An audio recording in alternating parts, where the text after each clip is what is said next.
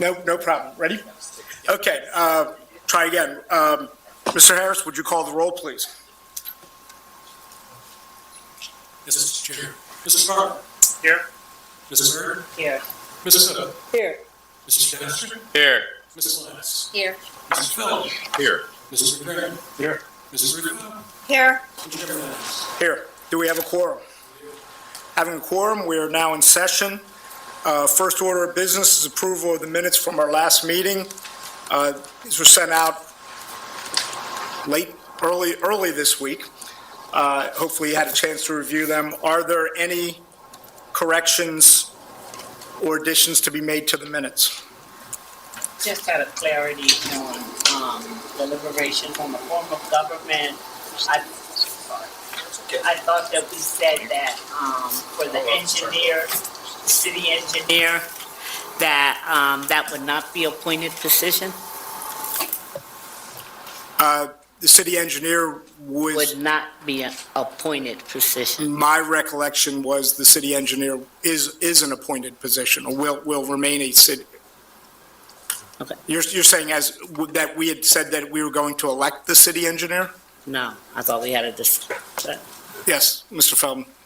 I remember kind of a relatively speaking lengthy discussion over the need for the role of city engineer in the charter at all as a specifically appointed role, and the feeling that we didn't really want to do that. Right. But if we have to kind of reopen that to kind of resolve it because maybe it wasn't recorded properly, that's okay Well, with me. That's my recollection. Okay, and I understand the comment now. I misunderstood. And right now, Actually, could I ask PEL to, if you don't mind, Darlene and I, is that your kind of note on the matter as well? It is called. Okay. You described it, there was a discussion whether it should be included in the charter or not.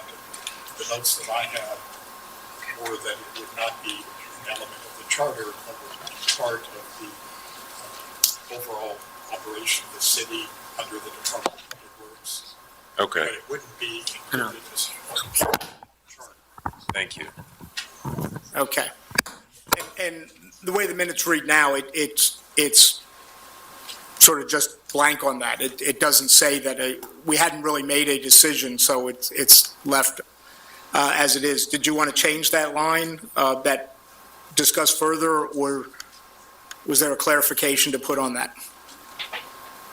I don't have a challenge with leaving the minutes as they are. I guess I just Okay. wanted to confirm that as far as it was recorded for what we are going to do, what is going to be written into the charter, it wouldn't reflect that there would be an appointed city engineer. And it sounds like that's the case. So as far as I'm concerned, I'm happy to move on.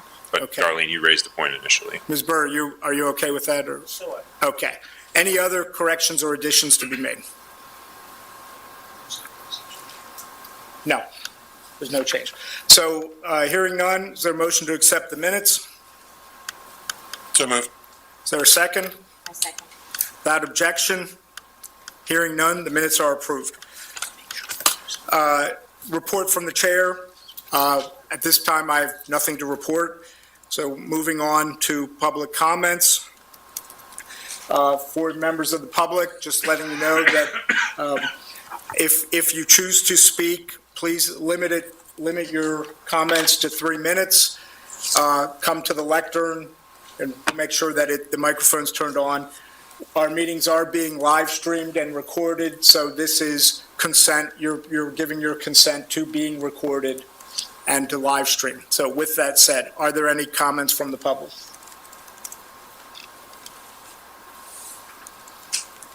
Okay, hearing none, I could have skipped my whole intro. Thank you. Next order item on the agenda is a presentation by PFM. PFM has been doing the budgets, so I guess this is a point, we'll turn it over. Gordon Mann from PFM will be providing information on the city budgets. All right. You do need me to stay close to the mic for recording purposes, I imagine? Yeah, as long as we can hear you over the speaker, you're being recorded, Okay. so. Mr. Chair, Mr. Chair, just one note to clarify. PFM has not been pairing budgets for the city. Oh, no, well, they've been auditing the budgets. No, they have not been auditing the budgets either. Okay, my correction. You're That's correct. okay. I can- PFM is a consultant that has done budget analysis and projections for the city, and is here to talk about projections they've recently done as well. Okay, thank you. And for the folks in the crowd, you'll see the numbers on here. I imagine this will be shared at some point. I do have handouts for the commissioners when we get, actually, I might as well hand them out now. For your convenience, this is so that you don't have to wonder, what was on slide 7? I don't remember that number. Thank you. These are all the numbers. Thank you. Thank you. I can take one and pass it. Oh, even better. Thank you. Many hands like work. I got one extra.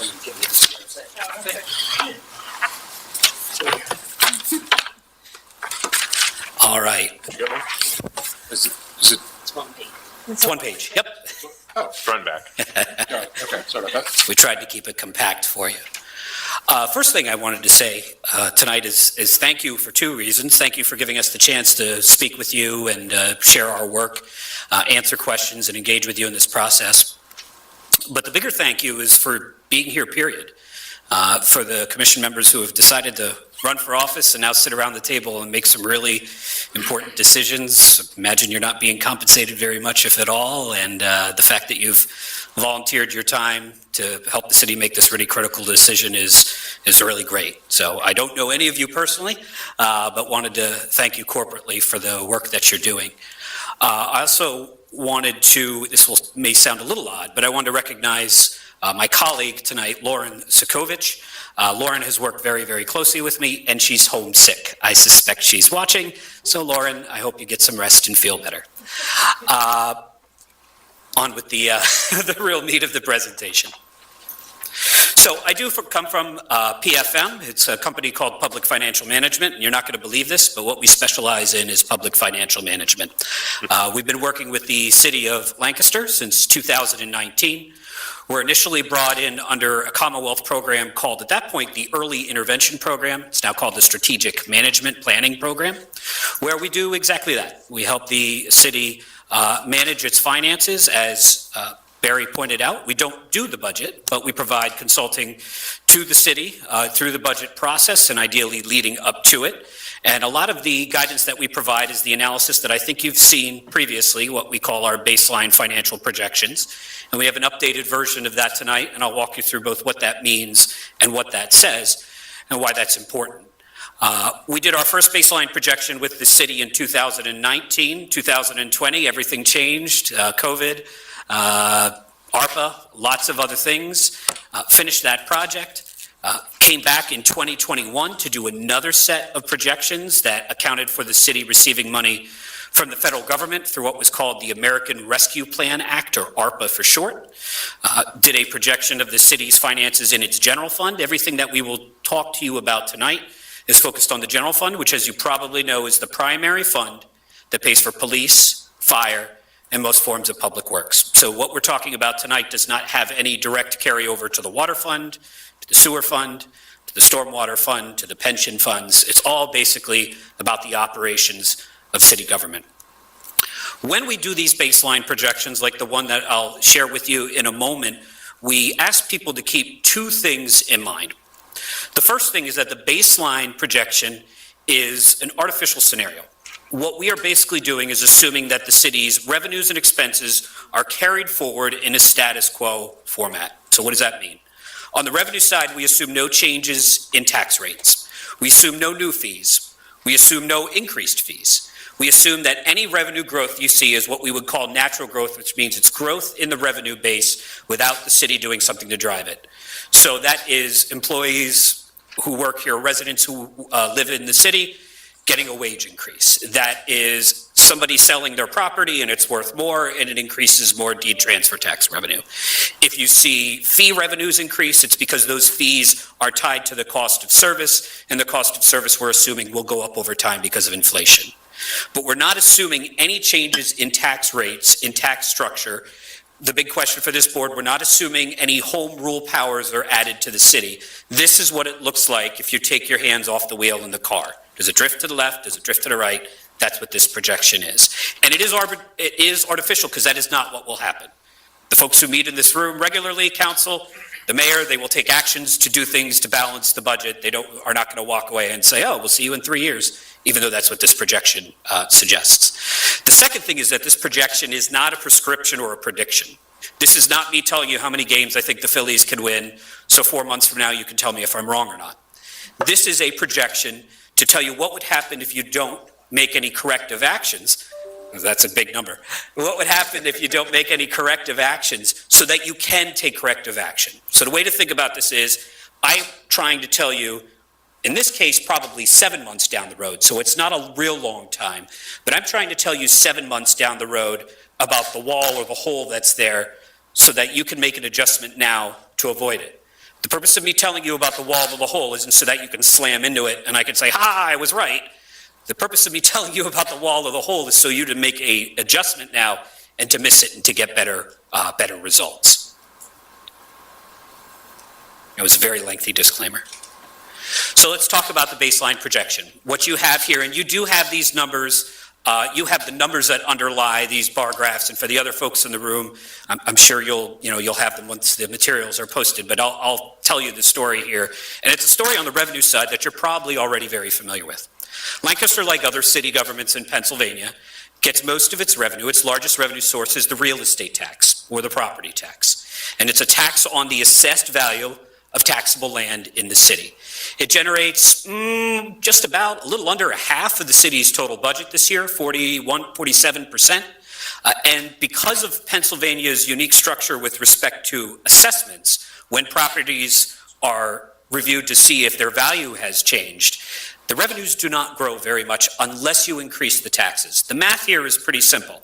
I have tax base, that's the value of all properties in the city that are taxable. So Franklin and Marshall and other tax exempt parcels would be pulled out of that. I have the tax rate and I have a collection rate. And unless one of those variables changes, I get the same number every time. 1 times 1 times 1 is always 1. It doesn't change next year unless one of those variables change. And the variable that the variable that is easiest for the city, and in some respects maybe the only one that the city can unilaterally change, is the tax rate itself. City government does not handle property assessments in Pennsylvania. That is a function of Lancaster County. And like a lot of other counties in Pennsylvania, Lancaster is not unique in this regard. They happen very irregularly. We're not assuming that will happen in the next 5 years. That's probably a pretty good bet. So effectively, the real estate tax revenues, that block that you see, that kind of, lavender or lightish shaped block at the bottom, that stays flat the whole way. The only time it increases is when you increase the tax, which did happen in 2023 when there was an 8% millage increase and the revenues increased along with it. Keep in mind, we're going to come back to this. The city has 2 main horses that pull its cart on the revenue side. One is the real estate tax. The other is the earned income tax. That's the tax. We'll talk a little more when we get into the scenarios about what it is and what it means and how it works. But for now, we'll just point out that it's a 1.1% tax on earnings of either residents or commuters who work in the city while they work in the city. That 1.1% is split. 0.5% goes by law to the school district, and the other 0.6% comes to the city to pay for operations. That revenue has grown pretty strongly over the last few years. So over the period 2019 to 2023, it's 7% growth per year. That's also not unusual. Coming out of the pandemic, a lot of communities have seen, some have seen even stronger wage growth or wage tax growth because of wage inflation, because of people going back to work, because of a number of things. Our projection, this one, we are not projecting that the inflation that we've experienced the last few years continues indefinitely. So we've moderated that growth to project about 5% of earned income tax growth per year. The other major revenues, which I'll go through quickly, the city does get some money. I mentioned that everything we're presenting here does not have to do with the utility funds, except for this. This is the one thing. The utility funds do contribute money to the general fund, either because they're reimbursing it for services. City Hall has IT, the water fund doesn't have IT, so the water fund pays City Hall for IT. And there is a direct contribution that the water fund makes to the city for operations. It had been $4 million in the past. It dropped down to $2 million in recent future, and we project it returning to what it was, $4 million. So 4 to 2 to 4, going back to $4 million next year. The big block, it's a little hard to read, but that disappears off of here. This is what's happened in the past. These are the actual numbers. This is this year's budget as adopted, and these are our projections. And you can see there was revenue growth. This is COVID. Revenue growth, budget's a little higher than what the revenues were last year, and then it drops. And the primary reason is because of that red capped number there. That's the allocation that the city gets from ARPA, the American Rescue Plan Act. That's the money that city government was provided by the federal government coming out of COVID. And this year, the city is using about $6 million in that under a provision, what's called revenue replacement, basically just to support operations, right? So you can take the money, you can put it in your general fund, and you can pay for whatever, cops, firefighters, whatever it is you need to do.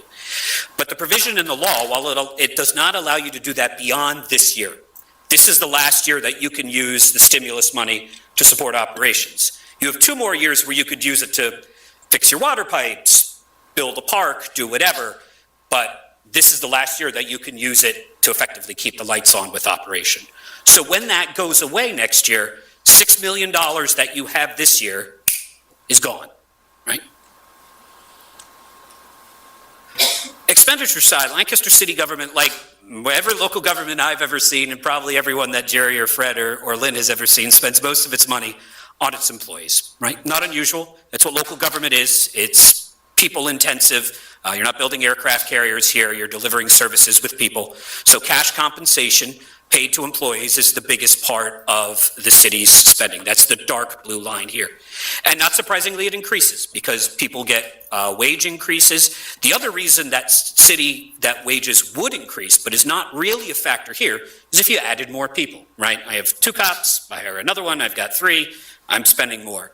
Because Lancaster has been in this situation, and because of the leadership and being able to, and because of going through this process and seeing the hole that you'll see at the end, the city's actually been in a different mode. It's been in the mode of reducing positions, of saying, I don't need that one anymore, or I need it, but maybe I can't afford it anymore. So headcount growth is not what's driving this very modest growth. This is mostly wage increases. Well, what drives wage increases? Here in Pennsylvania, bargaining, collective bargaining. Most employees are union employees, your police officers, your firefighters, your public works employees, your clerical staff, and their wages are driven by contracts. So every 3, 4, 5 years, whatever the cycle is, the city sits down with the union, you negotiate wage increases that provide that base increase, 3, 4, 5%, and then that locks you into that wage increase for that period of time. The city does not really have the ability to go, hey, I know we did a 5 or a 3 or a 4 there, how would you feel about a 2 instead? Once you lock in at that contract, your expenses are effectively locked in for that contractual period. The other big expenses, won't surprise any of you, is employee health insurance, right? Cash compensation and health insurance are the 2 major parts of, well, pensions would be the third, but are the 3 major parts of the triangle for employee compensation. And Lancaster City is what's called self-insured for health insurance. That means when an employee goes to the doctor and gets care of some kind, the city is sent that bill to pay the claims, right? The city pays the claims as people go to the doctor. So if a lot of people get sick and go to the doctor, or people get more seriously ill and go to the doctor, the city pays more. Fully insured would be the opposite. It would be the health insurance pays for it, and the city pays a fixed amount a month, $1,000 a month per employee, whatever it happens to be. So why is that important? So because the city is self-insured, there is a natural volatility there, right? The city is saying, what I will spend on health insurance, yeah, it depends on how many people I have and what kind of plan we have, but what it depends on most of all is how healthy my workforce is. And it can be skewed very quickly. If you have a bad year where 5 people very unfortunately get cancer or need significant surgery, it pushes those costs up. So this is a very volatile cost for the city, and what's happened the last couple of years is the city has said, okay, I need to put this amount of money aside for health insurance, and then the actual claims exceeded it, right? So the city is in a situation where we think next year they will have to add, what is the number that we have here? I don't know that it's on this slide, but it will be on a future one. A couple of $1 million basically to say, okay, my claims costs are more expensive than the amount of money I've actually been setting aside.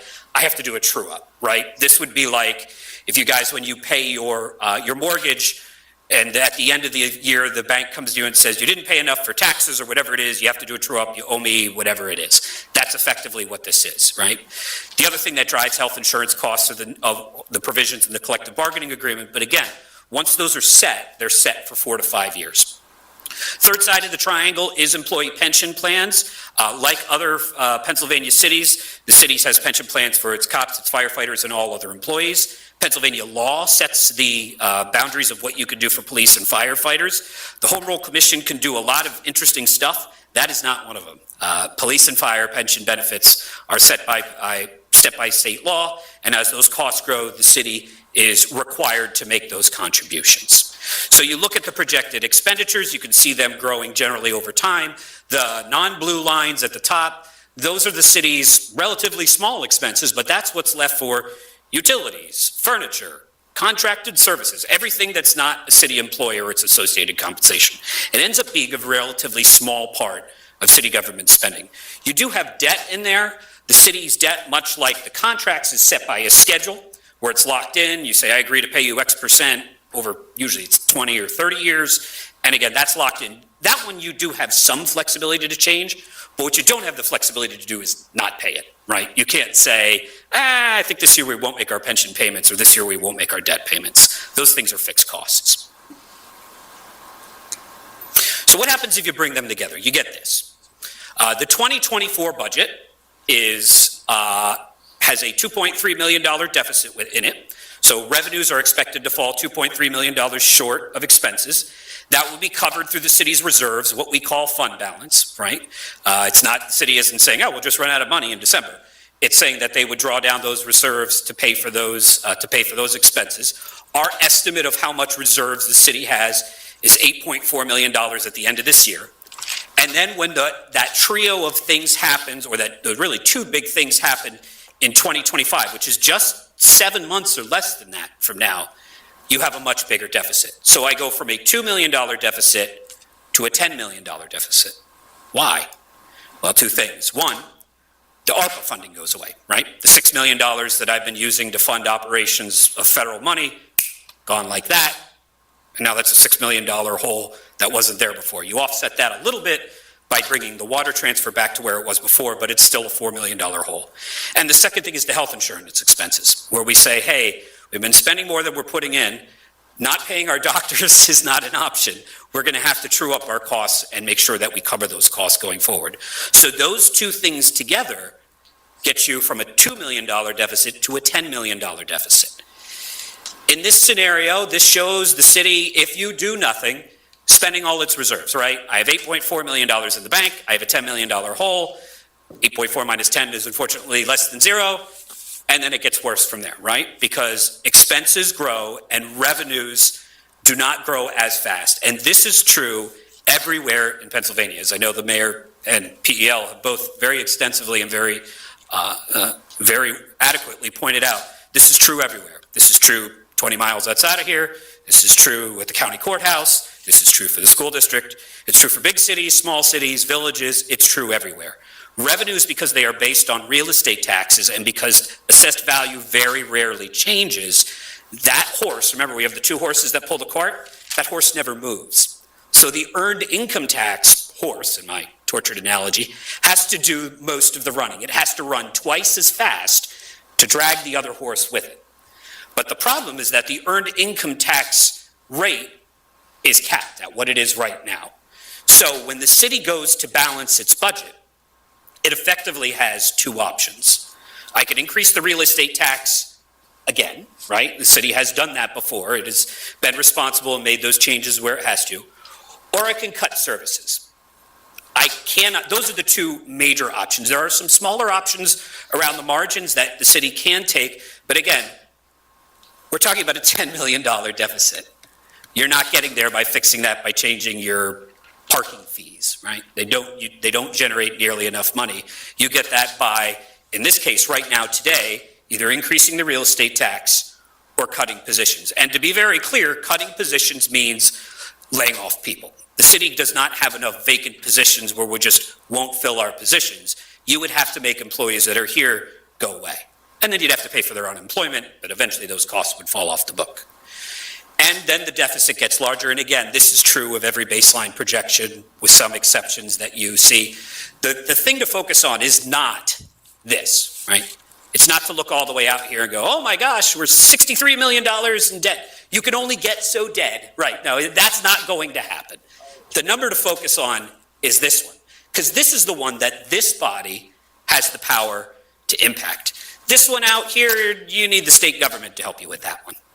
Andrew, you taking notes? No. This one, you need the state government to help you. In the near term, this is the one to focus on. I burned through a couple of these already, explained kind of the nature of a baseline projection relative to the updates, what's different and what's not, and I already touched on why does the deficit grow from $2 to $10 million. All right. So this is scenario analysis. This is where we put on our hats and we say, what if? What if we do this? What if we do that? What would it be worth? What would the impact be? Again, these are 3 artificial scenarios. None of these is what I would predict to happen. None of these is what I would recommend to happen either. But what we are trying to show you here tonight is if you just tried to fix the problem, if you just tried to fill the $10 million gap by doing one thing and doing it all the way, how far would you have to go? So if I just tried to fill that $10 million hole with a real estate tax increase, and that was the only thing I did, how big would that tax increase have to be? And then how much would I have to increase it every year to keep filling in the hole? If I just cut positions and I did nothing else, how many positions would I have to cut? And what's a rough sense of where they come from in city government, both to fill the immediate hole and then because the hole grows, to keep filling it in the out years? And the last one, which the city does not have the flexibility to do right now, what would happen if I increased the resident earned income tax rate and tried to close the hole just by doing that? And spoiler alert, the real answer to how you do this is you do a mix of these and probably a handful of other things that are not on this list that won't get you 10 million, but could get you 1 or 2 and make the situation a little better. But we're trying to show you how far you'd have to go in each direction so that you can think about the overall impact of these things and why it's so important to have the third side of the triangle effectively. Okay, so the first one is the real estate tax, right? The city could do this one. It could increase its real estate tax. You don't have to do anything to give the city additional authority to do the tax increases that are up to here. Now, eventually, there is a cap on the real estate tax rate. It's 30 mils, and if you project out to, 2059 or whatever it is, maybe you eventually, probably faster than that, you probably get close. But next year, our estimate is you would have to take it from 12.5 to 16.5. So that is a 3.86 mil increase, which amounts to a 31% increase in the city taxes. Doesn't mean a 31% increase in your total real estate tax, because this has no impact on the school district or the county. And those are the other 2 entities that do taxes. But the city portion of the real estate tax would increase by 30%. And then you'd have to do it again, and again, and again, and again. And you can see, because the hole is $10 million in 7 months, it's a big increase the first time. And then it gets a little smaller each year, but you're still in the realm of 4 to 5% increases a year. So what does that mean for the average homeowner? The census data in 2022 says that the median home value is $180,000. I'm not sure that's actually true, but let's go with it for now, right? I think that's probably a little higher than what it really is, but let's just take that. So this year, if that's your assessed value, you pay about $2,270, right? Next year, you would pay about $700 more, taking it close to $3,000. And then again, you can see the incremental changes. This, incidentally, is not 692 plus 831 plus 960 plus 1093. All of these numbers refer back to the zero. So when you look out here, it's $1,000 or $1,100 increase over 4 years, right? So these aren't adding to each other. They're always referring back to 2024 because that's our point of reference. That's where we are right now.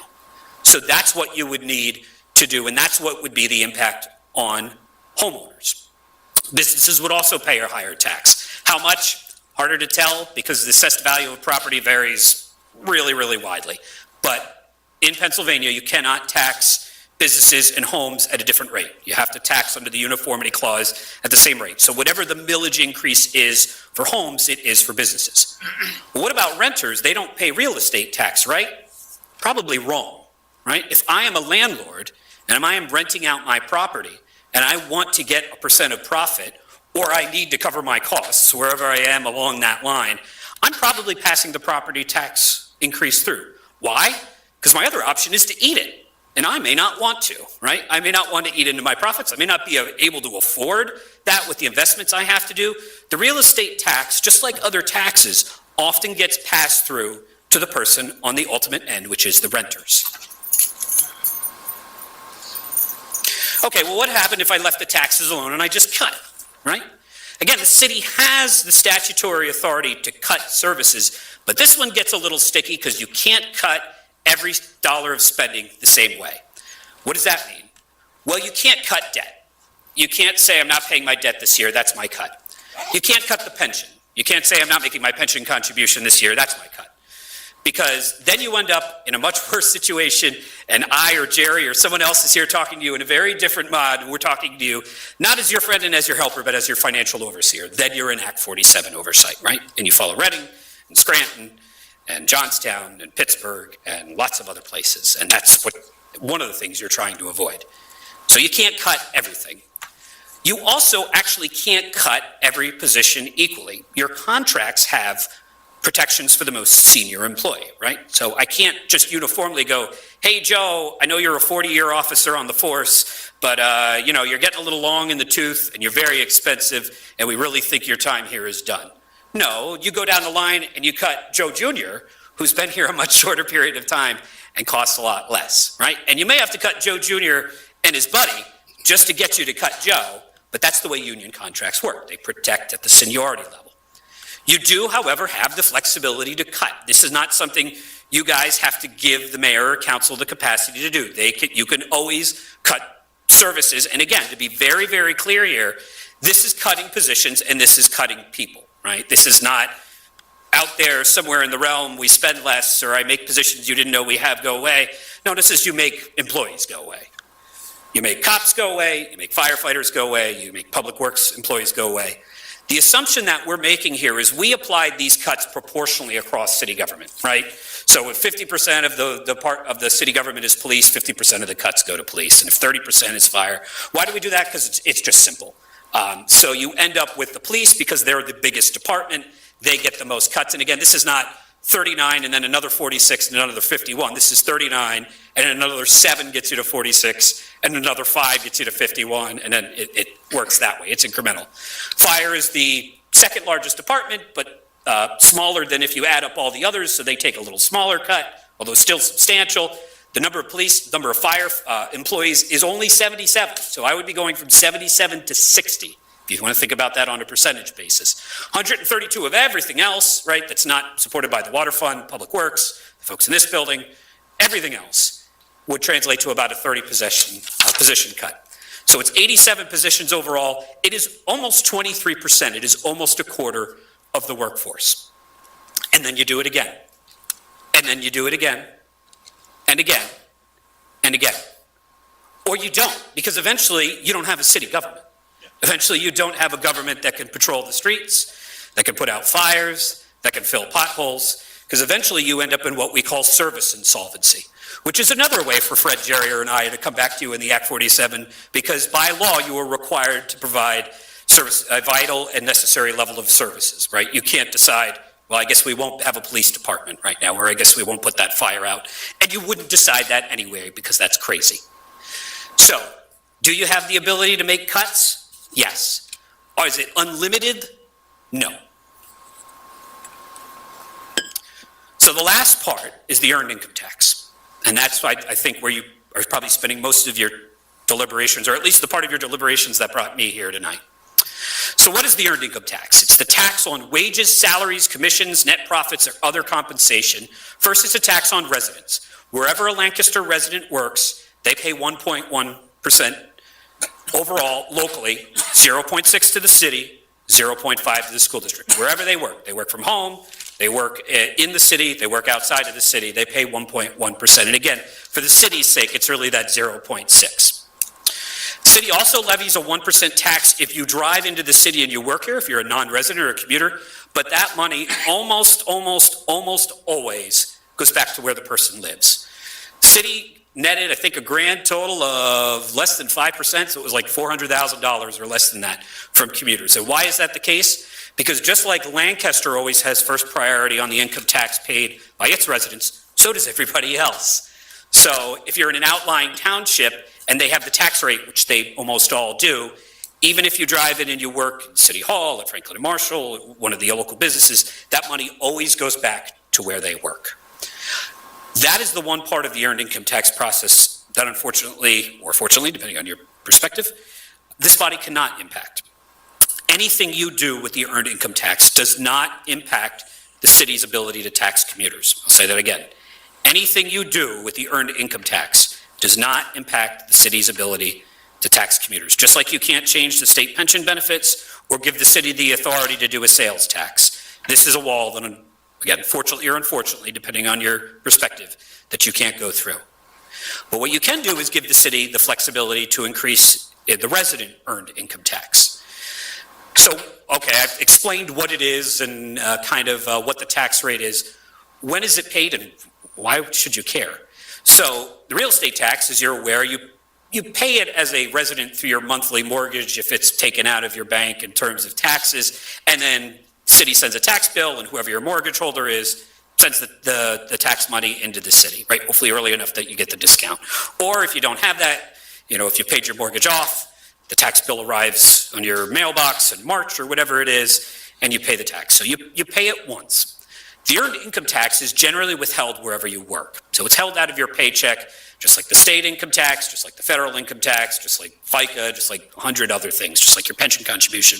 So it's withheld by the employer, and then remitted to one organization who functions as the tax collector for all of Lancaster County, which is, I think it's called more truth in advertising, the Lancaster County Tax Collection Bureau, right? And then they take those dollars and they say, okay, this person drove into Reading from an outlying township, so the township gets all of their money. Or this person lives in Reading, but worked out here, and the money was collected out here, but I'm pulling it back. I'm sorry, not Reading, sorry, for Lancaster. Brains where I was a couple nights ago. So why does that matter? Two advantages that the earned income tax has over the real estate tax. One, it comes in throughout the year, and that's how city government pays its employees. It doesn't say, hey, Joe firefighter, here's your one salary payment for the year in March. Have a nice day. It pays them over a period of time, so the cash flows out of the city government's coffers on a relatively even period throughout the year. Health claims, a little more uneven, but again, you don't pay the doctors all in one shot, you pay them throughout the year. So cash flows out of city government, is spent by city government throughout the year. It's very nice to have a revenue that works the same way, because otherwise, if you get it all at once, I gotta be really, really careful to make sure that by the time I get to the end of the year and I'm done with their expenses, that I haven't spent all my revenue, right? So that's the first thing, it matches timing. The second thing is, remember our horse analogy. The real estate tax horse doesn't move unless you increase the tax rate because the assessments don't change. The earned income tax revenues, that horse, it does move. Why? Because remember our story about the wage inflation, right? People do generally get wage increases over time. Maybe not every year. I'm sorry, I gotta stop you for a second. Sure. Our assessed values do move, it's just the county's not doing their job. That's one way of putting it, yes. The assessed values would move if assessments happened regularly, which does not happen here in Pennsylvania. It does in other places, right? Ohio's every 6 years, Maryland's every 3. And this is a Pennsylvania quirk. But you are correct.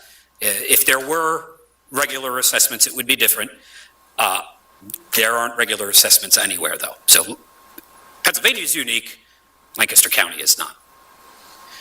So the other thing is the earned income tax revenue grows over time without city government having to touch it. It's what we call natural growth, right? If I make $40,000 this year and my tax is X percent and I get a 3% increase, then the amount of tax I pay also increases by that percentage. All right, so if I just tried to close the gap with real estate tax, or I'm sorry, earned income tax on the resident side, what would I have to do? Right now, if you live here in Lancaster, wherever you work, you pay 0.6%. Average household income, remember it's for everybody in the household except for people who are below 16, but we'll set them aside for now.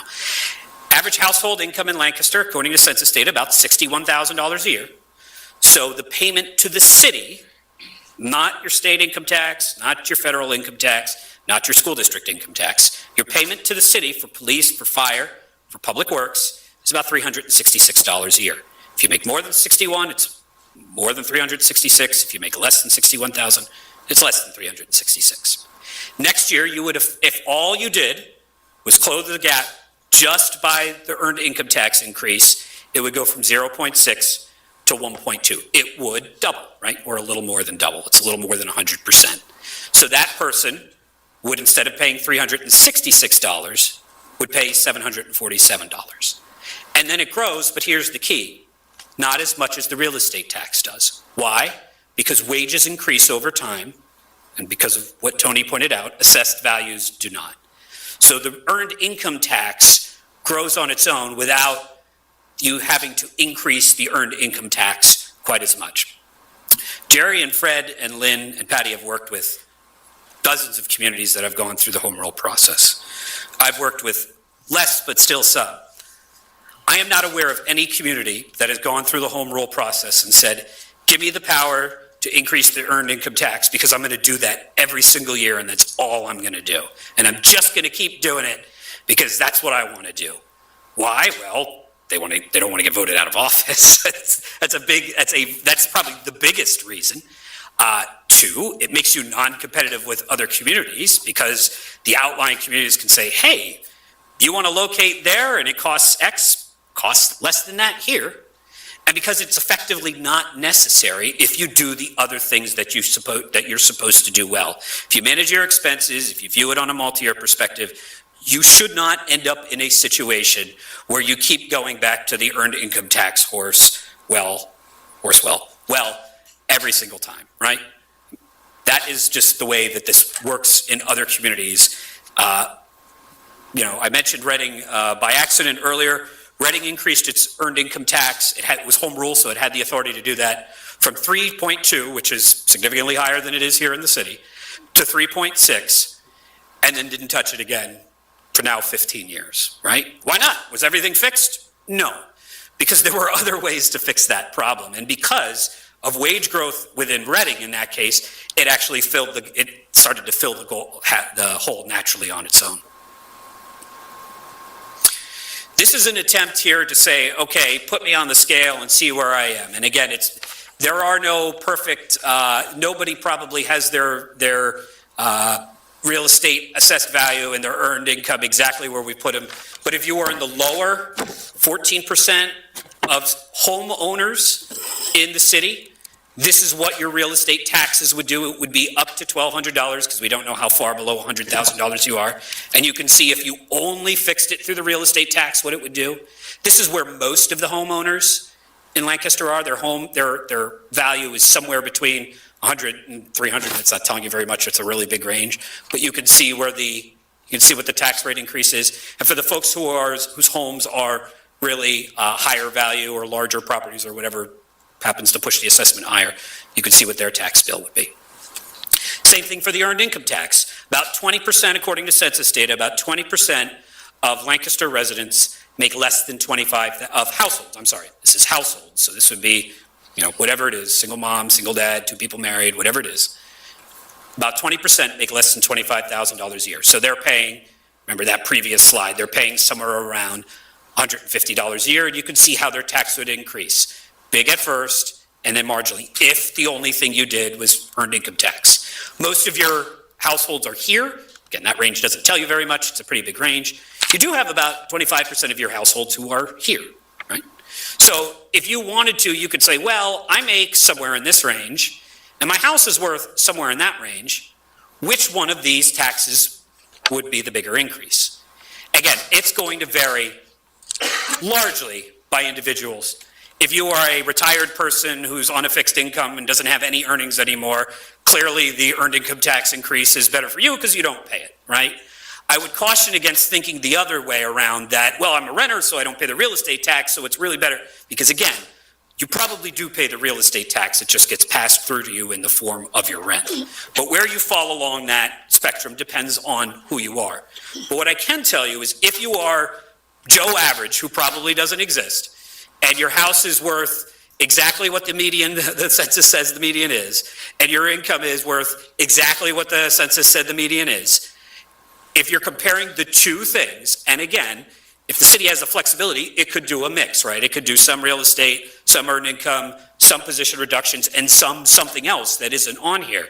But if I just went all the way with one option, it actually costs me more to do the real estate tax. My increase is almost twice as much as it would be with the earned income tax, and you can see the difference maintains. Why is that the case? Because the earned income tax base is effectively bigger, right? The number of residents the number of residents, once you factor in renters and other things, the tax base is bigger, so effectively, I don't need to do as much. And the second thing is, that horse moves on its own. Every year, it may not move as fast, it may not grow as much as I want it to, but it does move a little bit. And the real estate tax horse stays where he is all the time. So it only moves when I get out the switch and I whack him with a tax increase, and I push him a few more feet down the road. So, what does all this mean? I think you folks already know what the challenges are. I think you knew that when you ran for the commission. I think you probably are tired of hearing me talk to you about things that you already knew. But for the folks in the crowd, there's urgency to this, right? It goes from a $2 million deficit to a $10 million deficit in less than 7 months, right? Before the Eagles finish their next football season, if you do not take action, the city will be in real trouble. What is the proposal before the commission? Again, the city has the flexibility on the real estate tax. It has flexibility other than the ones that you can't give them in terms of cutting expenses. You can't give the city the ability to not pay pensions or debt. It needs that flexibility, from our perspective, on the earned income tax to give it the third side of the triangle. That brings me to the end of my presentation. I will assume there are many questions or comments. Thank you. Oh, sure. That was really good. I think the clarity that gives, and this last slide here really helps to frame that in a really clear way. So thank you. Sure. Yes. So I feel like I could figure this out myself, but I'm trying to think about the budget cycle and what constitutes 7 months from now. Yeah. So we're in May, so that puts us at. So 7 months from now is just the start of the fiscal year. City's on a calendar year budget, so January 1st of 20. The point is that the $10 million, it doesn't happen all on January 1st. You don't get to January 1st. But you have to do your budget, is what you have to do it in the fall. It has to, by law, be passed before December 31st. Right, okay. Which means that in order to have a balanced budget, some version of the scenarios you described need to occur in December of this year. Which means they just will. Some form or a mix of the three, right? Again, I went extreme on each side of the triangle, but yes, you are right. And really, the time is not December, so let's make the decision over Thanksgiving dinner or on Pearl Harbor Day. Really, the city needs to initiates the budget process in August or September, because you've seen the documents, they're very long, and you don't do them overnight. So that really pushes back that timeline. You will either give the city the flexibility to use the earned income tax, and they'll know if the voters obviously pass the charter, and they'll know they have that going into that last 3-month stretch of the budget period. Or you won't, or the voters won't approve it, and the city will know that it won't have that, and it will say, okay, I've got a real estate tax, and I've got position cuts, and that's what I've got. And technically, they'll only have 6 weeks to make that decision, right? Because of the is November. That's true, right? They will be, Whatever it is. so what they will probably have to do is prepare 2 budgets, right? There's Cresta, she's already working on that. Right.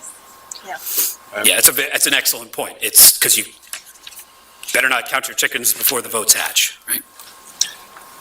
Well, I already asked a question to the other commission. I have more, but I probably have a lot too. I actually have a question for PEL. So I'm looking through the third class city code right here about assessment powers. There's a date set that the city can no longer have an internal assessment office.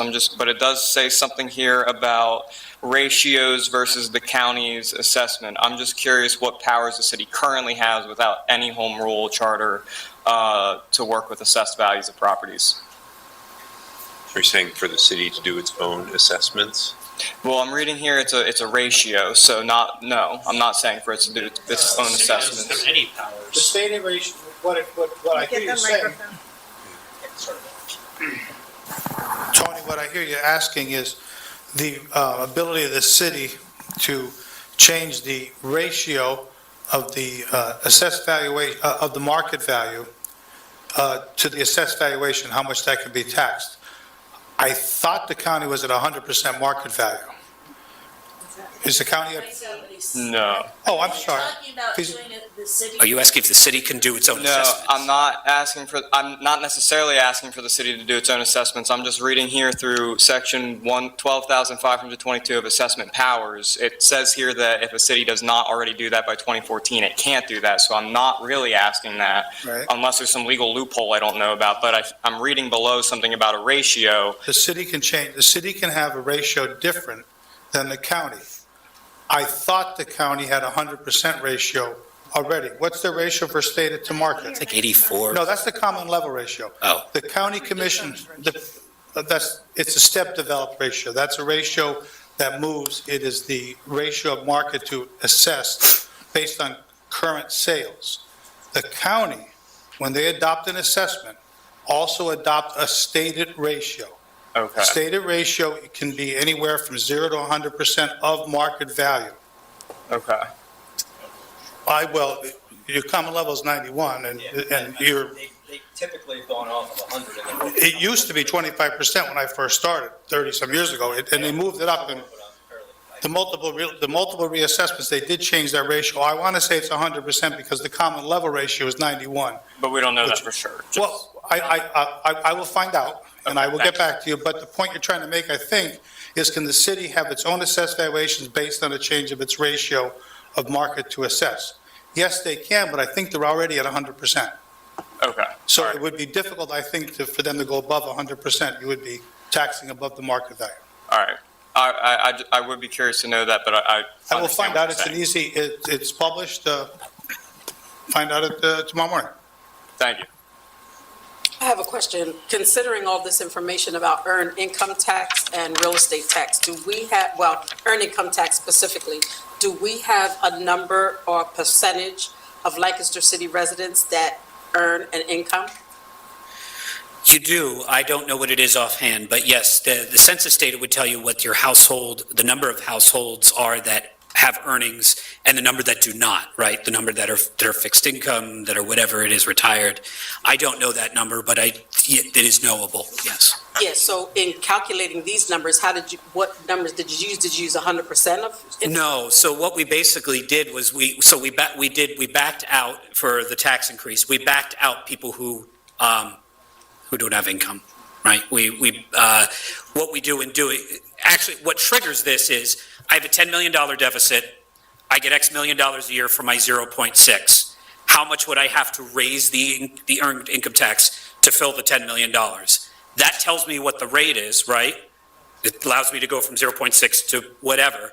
And then I take that and apply it back to the households. So by going backwards like that, I assume that anybody who wasn't paying the tax still isn't paying the tax. I land with the same number of people paying the tax who can pay it now, they just pay more. And is this also considering the influx of residents that are moving into the city? So we have, Projected numbers? yeah, so we have in our projection, we do account for population growth or changes. Where you see it, you do see it a little bit on the earned income side. You would see it, trying to think, the other things that would be based off of per capita. So again, not in these numbers because it's a separate fund, but the trash fund would have that kind of, I think the trash is a separate fund here. That one you would see some population growth. We do assume whatever the population growth has been over the last, I think we usually probably use 5 years, unless that 5-year number is really weird compared to something more likely. We do account for population growth. We also do account for natural wage growth, right? People tend to get wage increases, and we also account for wage inflation. So we try and bake all of those things in so that the one thing that we're measuring is the earned income tax, which is, we think, probably what interests you most. Okay, thank you. Sure.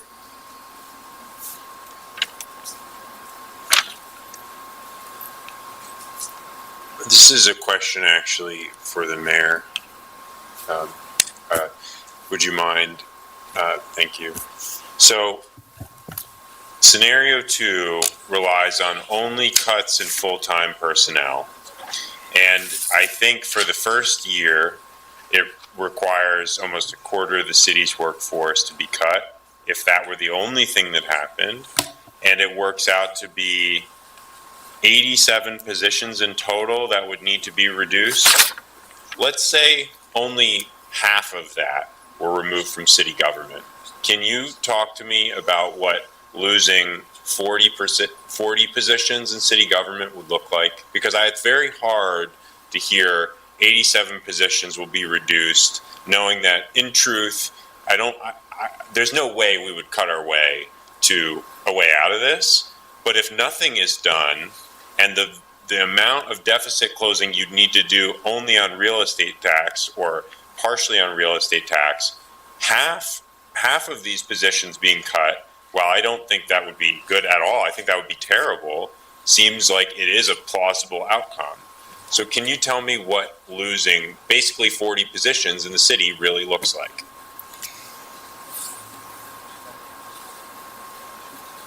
We would need to have a really serious conversation about the services that we are going to prioritize as a city. Because public safety is our largest expenditure, and right now, as you all are aware, our property tax income does not fully pay for our police and firefighters. Recognize also that when we are paying for police and firefighters, we are also paying medical benefits to retirees as well as pension costs. And so that is why that budget number is so large for public safety.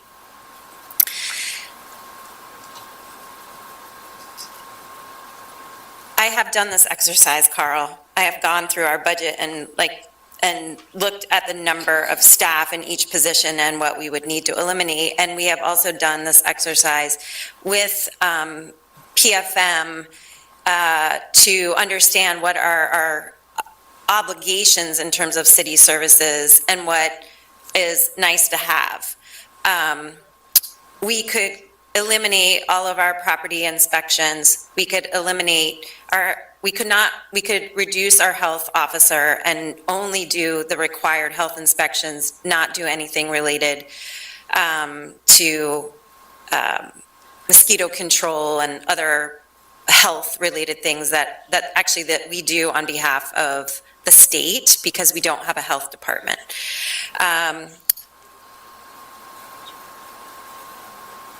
We would have a hard time eliminating planning because of the municipal planning code, so we would need to continue to retain our senior planner and our planning staff.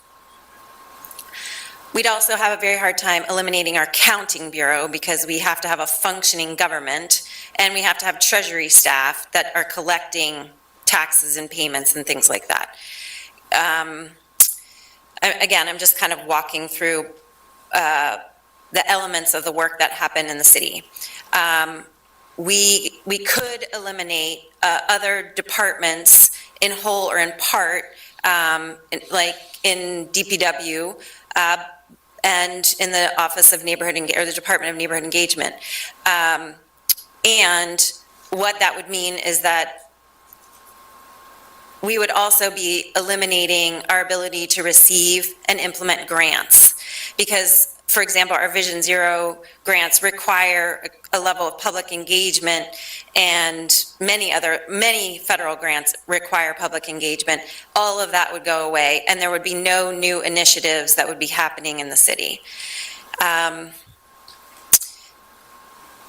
We would be contemplating not having a parks crew. Our parks wouldn't be maintained at the level that they are now. Streets, the condition of our roadways would be significantly diminished because we would not have the ability to pave or fill in potholes. So we can go through this exercise, and I think the point that you're trying to have me make is that year over year, we're not responsive to the public. And if there's one thing that I know as mayor, is that there are more demands of us than we can meet now, that we're not meeting to the satisfaction of residents, because I hear it. But I also have been trying to close that by doing the level of fund development and grant implementation for us to be able to have nice things like a new playground and things like that. So that's the reality of it. I will say that Mr. Mann showed a slide that showed a $2.3 million deficit this year. We're right now working to eliminate that deficit, that $2.3 million. Even when I have asked our executive leadership team to come in with a flat budget, no increase, they have been making reductions to line items consistently, and still their budget is going up. Why is that? Because of the things related to healthcare costs, pension obligations, and our collective bargaining agreements. None of our collective bargaining agreements are in the range of 5%. We are talking about in the range of like 3.25. So I just want to be clear. No one's walking around, getting 5% year over year raises in the city of Lancaster, but they are getting increases. And this is the structural deficit that I've been talking about forever. Our income rate increases about 1%. Our expenses raise about 3 to 4%. We've had a couple of years where it's been more than that, and that's because the savings from our debt refinancing have gone away. One year, we had to make $1 million contribution to our internal service fund. That is the fund that is for all of our health insurance because we're self-insured. So we have been consistently reducing the budget, and it can't get to zero is really the challenge that our team has. I also have some questions. And I do want to say, I very do value your presentation because I do think it does provide a level of clarity. One of the things, I'm glad you said it because this has always been in my mind, there is an advantage to not having property tax increases because people don't like hearing tax increase. It is politically advantageous. It's politically advantageous to be able to keep your taxes stable, and that's fine. That's not a slight at anyone or anything. It happens. So my question for the mayor, I'm sorry. Thought you were done. Is I understand we can't cut our way out of this. I do understand that. Nor can we tax our way out of this. Well, we don't meet the thresholds yet. It's just not ideal to do that. My question is, have we initiated any conversations about the regionalization of fire or police? Whew, that's a big question, Tony. Commissioner Dastra, excuse me. You're good. We have, in the past, provided regional police service for Lancaster Township, and that was ended before I became mayor. Right. And it was a loss leader for us as a city because we were not recouping the costs that were involved in adding, for the additional manpower that was required for Lancaster Township. As you know, Lancaster Township is contemplating establishing its own police bureau now, and we are not in a position to be able to think about any kind of regionalization because we're in the midst of a retirement wave, a silver tsunami, and have our own staffing concerns at the moment. Although this is a silver lining, we had over 400 applicants. We have 130 officers or candidates that have passed the written and physical agility and are going through background. So we think we're going to have a large class of potentially new officers to hire this year, if we can, right? The regionalization of the Fire Bureau, we have a retired fire staff person here, and what did you just say? You said good luck. Yeah, so that's often what I hear, is that it has been tried. We are open to those conversations, and we appreciate the mutual aid agreements that we have with our adjacent neighbors, in particular Manheim Township, because they are now the only other full-time professional fire bureau in the county, as well as the volunteers. We appreciate them as well when we need them. Okay. Question. So I know that Manheim Township's the only other one. When you were when Janice Stork was mayor, was that a thing yet? No, That was not a thing yet. Okay, so that's a change in the ecosystem. that's a very recent change. Okay. All right. I'm sorry for that interruption. That's okay. I think in general, we are plagued in Pennsylvania, not only by not having regular property reassessments that we can plan for, because we don't ever know when that's going to happen. But we're also plagued by 60 municipalities in one county, 17 school districts. I mean, the level of local government, and if I could wave a magic wand, somebody asked me this recently, if I could wave a magic wand, what would I do? It would be to adopt a different form of government that would be, similar to other states that don't have so much redundancy. But we're not over that yet, because It's the Pennsylvania way. it's the Pennsylvania way, yeah. I don't know if Pell wants to add anything to this. I mean, there's a whole, or DCD. DCD offers grants specifically to contemplate regionalization, and I think it's pretty undersubscribed. Okay.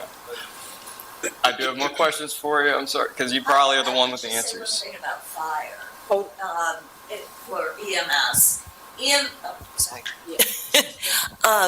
And I don't know if you have an opportunity here or not, but we do know that fire and EMS, in terms of like the volunteer situation, is really getting to be in crisis. And we as an organization see fire as, a potential there for somebody like you with full-time, struggling with the cost, potentially going into areas that are not seeing the volunteer presence that they used to. There may be a day for it, but I can't get the 2025 budget across the line. Yeah. Right. No, and that makes sense. That's fair. So one of my other questions, I know we've talked about this in the commission before. I know in the economic crash in 08-09, the nonprofit entities in the city started contributing to the city in some capacity. Like, I think Mayor Gray got like 33% of them to contribute. What was that number? I don't think it was 33%, but I could be wrong. That's an awful large number of nonprofits. Do we still have any support from the nonprofit community? I looked and saw that we have a $2.26 million payment in lieu of taxes, but I'm assuming that's like separate agreements, not necessarily the nonprofit entities contributing to the city. No, that's the same thing. That's the same thing? Yes. Okay. Has that decreased since that time then, I assume? No.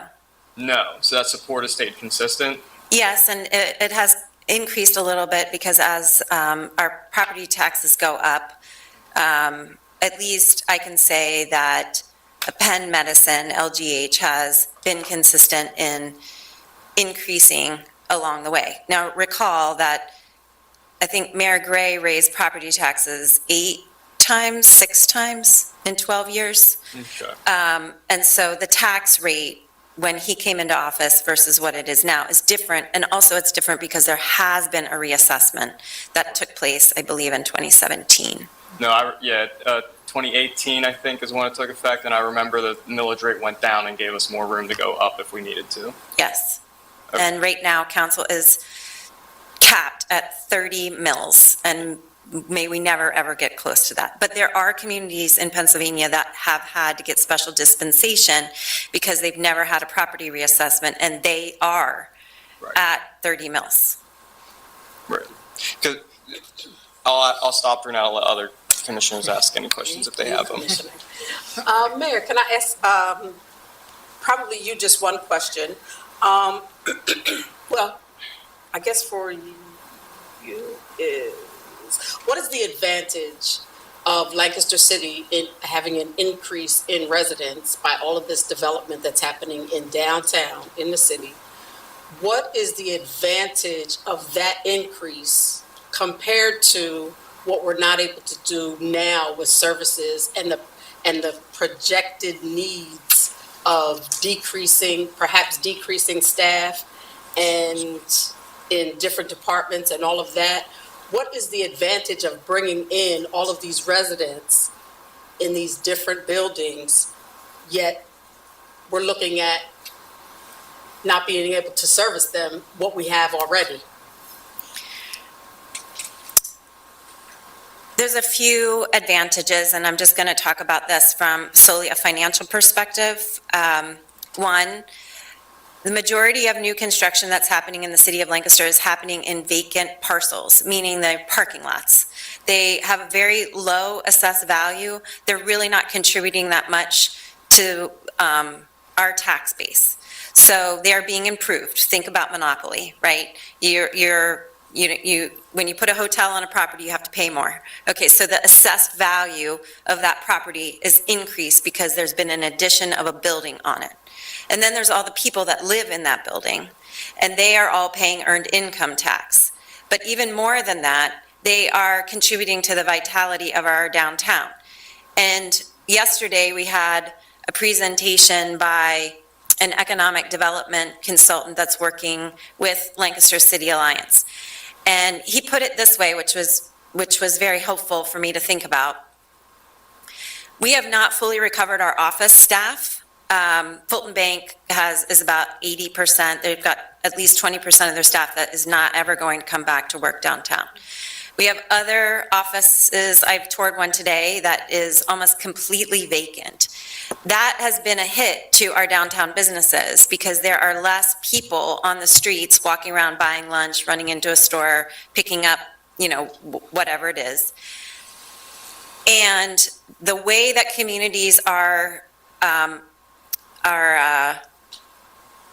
pivoting from an economy that's a lot of workforce economy, local workforce, is by adding more residential units. And they see Lancaster as ahead of that curve, given the fact that we haven't been able to rebound to pre-COVID levels in terms of the number of people that are working downtown. But what we are rebounding in or seeing exponential growth in is new development and those apartment buildings. But I will also put a big caveat on that. They may not all come out of the ground. There's a lot that are planned, many units that are planned, that may never come to be because the financing of new construction right now is very, very difficult. Interest rate environment, the cost of construction, et cetera. So there's a lot of projects that have come through land development, but they're not out of the ground. And there's some that that are stalled. And I don't know if they are. Hankin, for example, there was supposed to be, 200 units in the former YW building. I have no idea if that project is going to come to pass, as an example.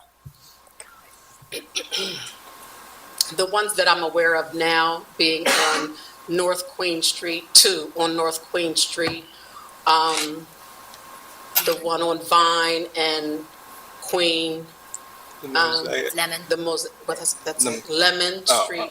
Are those the ones we're speaking of that may not, that?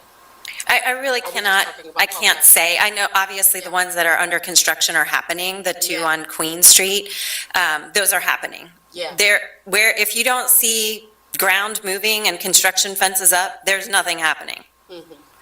So I am considering those that have been approved and are being built now. I'm thinking about how many residents in those places. So I'm really curious to know how that would, I understand the vitality of the city, them contributing to that, but, just considering where we are with services and that, I was really curious to know.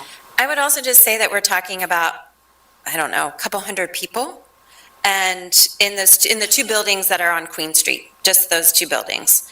I would also just say that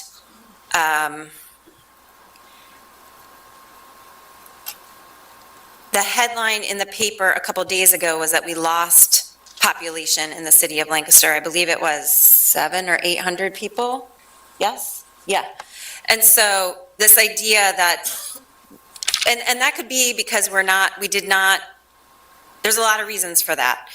The census didn't accurately count people in the city, which that could absolutely be.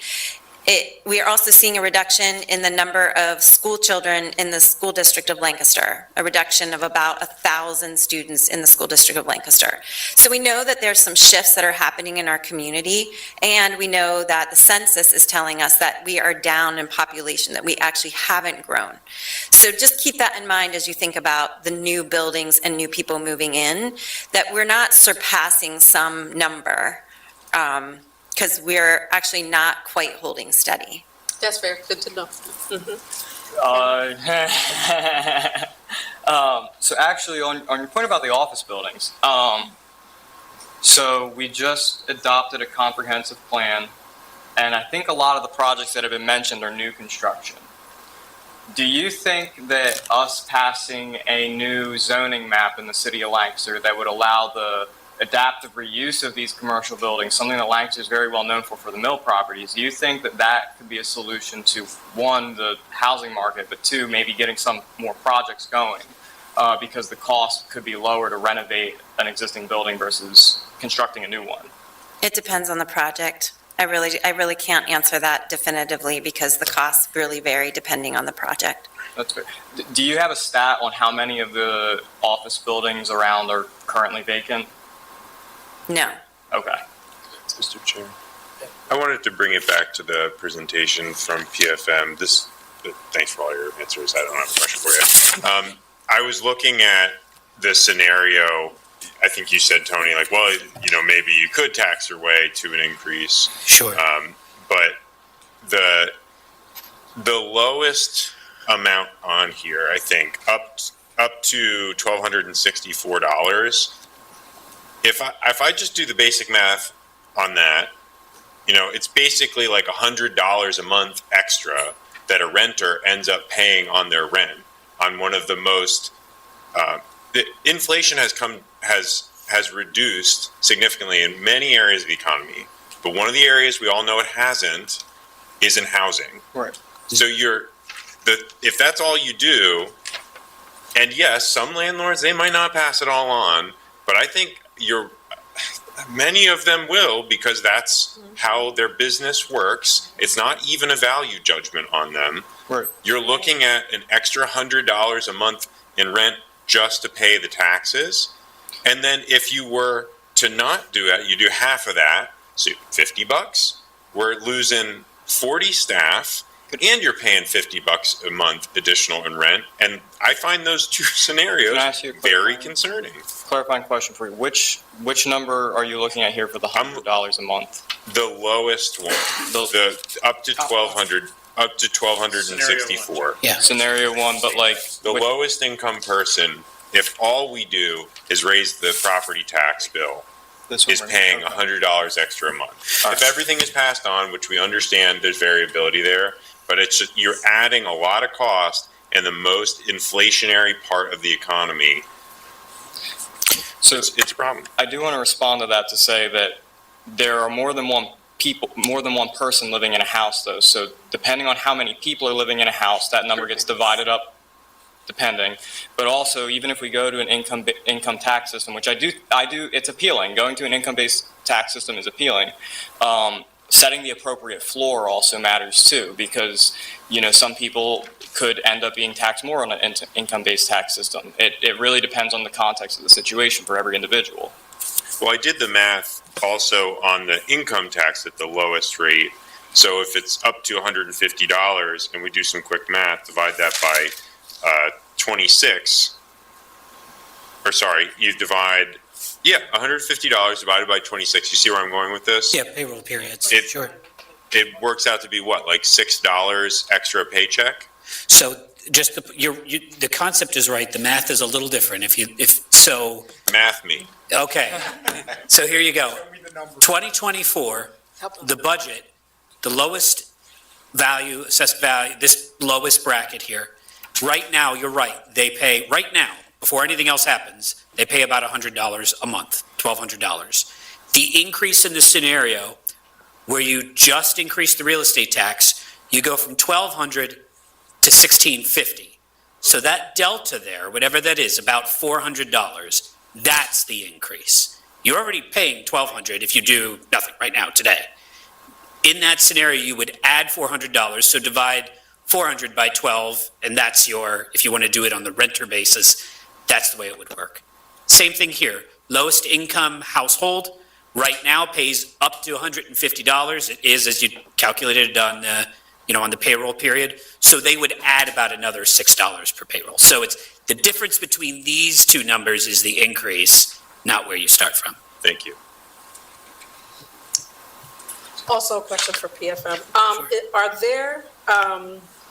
Are there clear, in your assessment and analyzation of budgets, is there clear vision of what is going where, like general funds here, ARPA funds here, and then those same things being paid out from those same funds? Sure. Is that clear? That's a really good question. The city's fund accounting is, I'm not an accountant, so you can take this for what it's worth. But from our perspective, it's pretty clean, right? The general fund pays for operations, the trash fund pays for trash, the sewer fund pays for whatever, the water fund pays for whatever.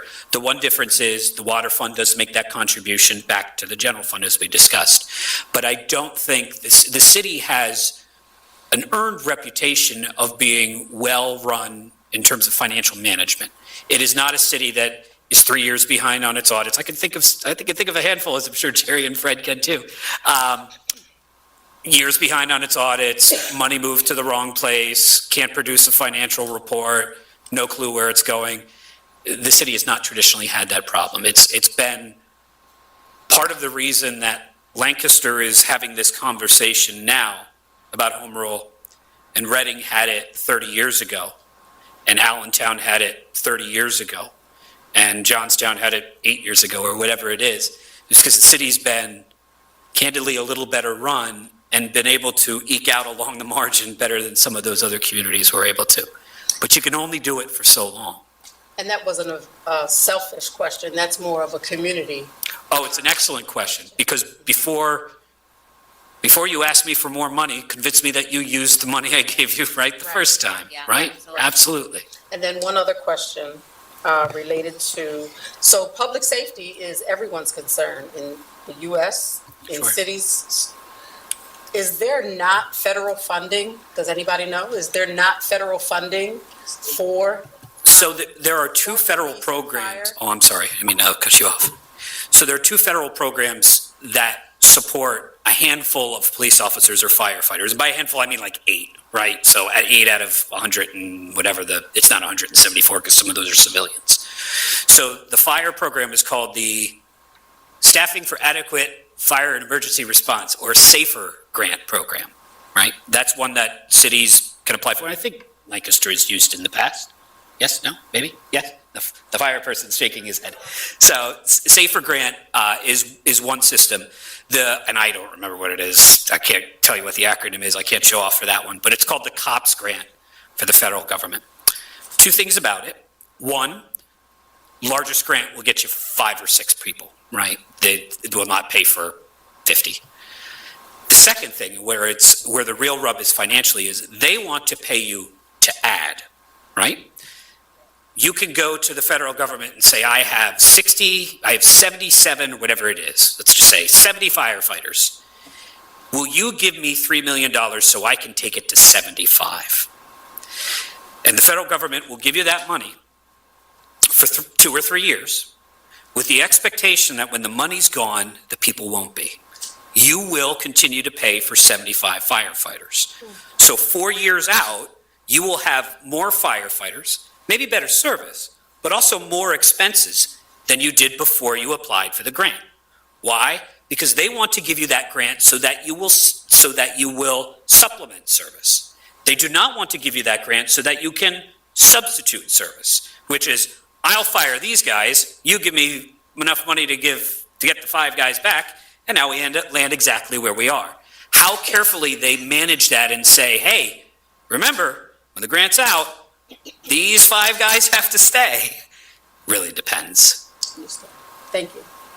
So I just wanted to say, I don't have more questions on this, but back to our timeline discussion, we're being presented with some clear information about the choices that the city has that they will face regardless. And we get to put our finger on the button or pull some of the levers here. And I want everyone to know, so at least they understand where I am on this, that I feel as though we have an opportunity to avoid some of that challenge. And that means we need to do something by the early deadline, which is in November. And for that reason, I am very motivated to find a way to do that. And I want you all to know that. I understand your position. When I was in school learning Spanish, there was a saying they said, my teacher, Señora Batista, it's todos en la cama or todos en el suelo, which means everyone in the bed or everyone on the floor.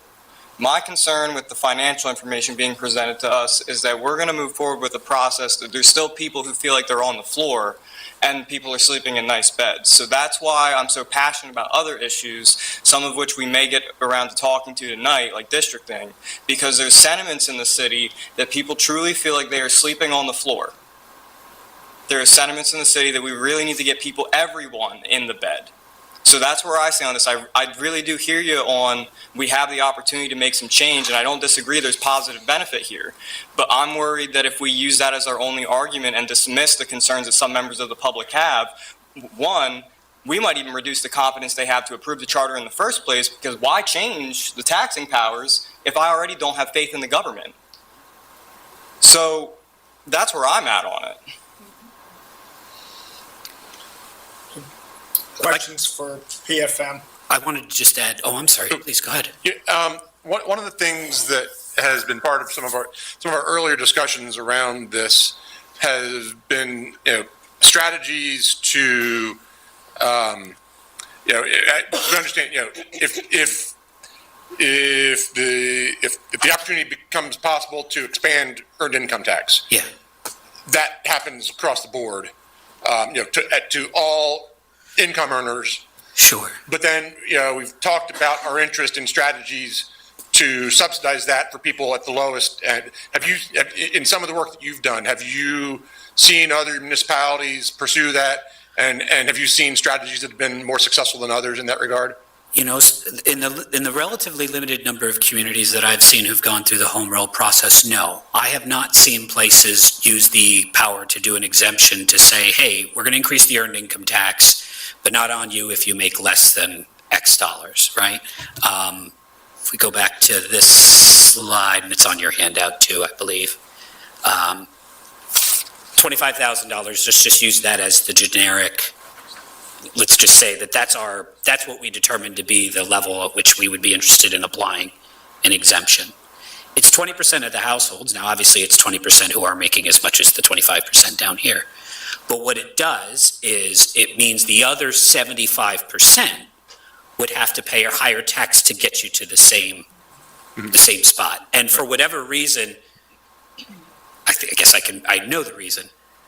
I'm already saying that the flexibility for the earned income tax is going to be there. So I'm telling you that I want to make this move for flexibility. And now I'm telling you that I don't. Or I want a little less so that I can push it on to other people. You could make that argument. There may be can I call you Tony? Yeah. Okay, there may be, as Tony said, there may be public policy reasons to do that because of equity and concern about the impact of an earned income tax on a lower income household. I have just not seen very many places do that. Pell, you have, Jerry, don't put this in a RFP response anytime soon. You have the best group of people to do home rule in the Commonwealth. They do this. They are the masters of this. Have you guys seen that? Not on the earned income. No. No. Real estate tax, you see where people will do senior exemptions, homestead exemptions, military exemptions, last name starts with a Q exemptions, whatever it is. Earned income tax doesn't really do that last Not seen it on an income base. The city does have that age exemption that has already been put into Right. place at 16. Yeah. Those under the age of 16, but not on an income basis. We've not seen it.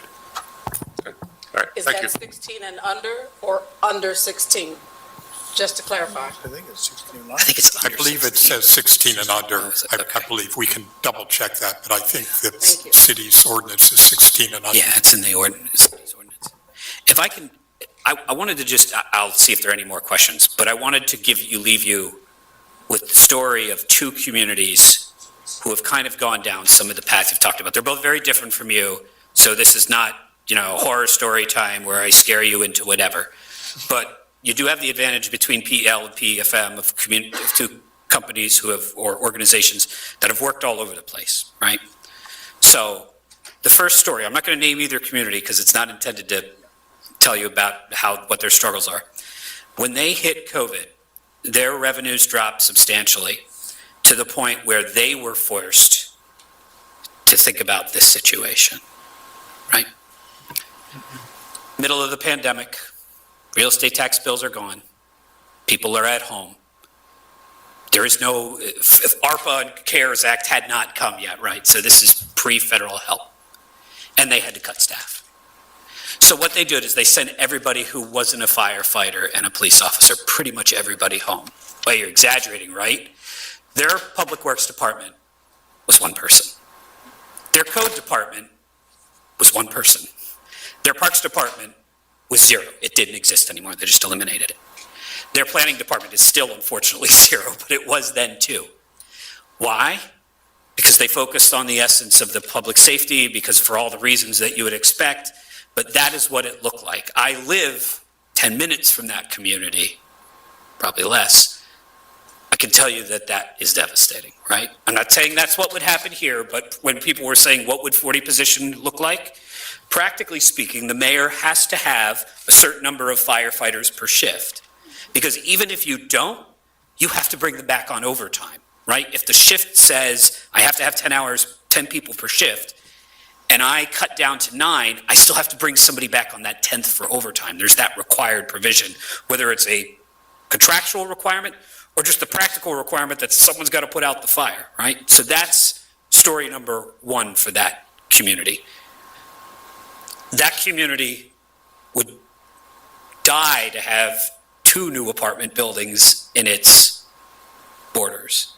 Because once you reach that point, it's so hard to convince people that there's a value to come back there, right? So that's community number 1. Community number 2 is on the western side of the state. Andrew may be able to guess this one, but I won't use their name other than to tell PEL because they need their help. This community is on the western side of the state. They are at 30 mills. This county has not done a reassessment since Lyndon Johnson was president or whatever. It's literally decades ago. So they're at 30 mills. They've been there for years. They have not gone through this process. They won't. They can't. I'm not sure how. They have not taken the, I'll call them courageous or smart, you can add whatever adjective you want, step that you have here. So they don't have that option. They are down to 10 or 12 police officers, maybe half of which are part-time. One guy receives a stipend for the fire department, all volunteer department. 2 or 3 public works people. A part-time finance clerk.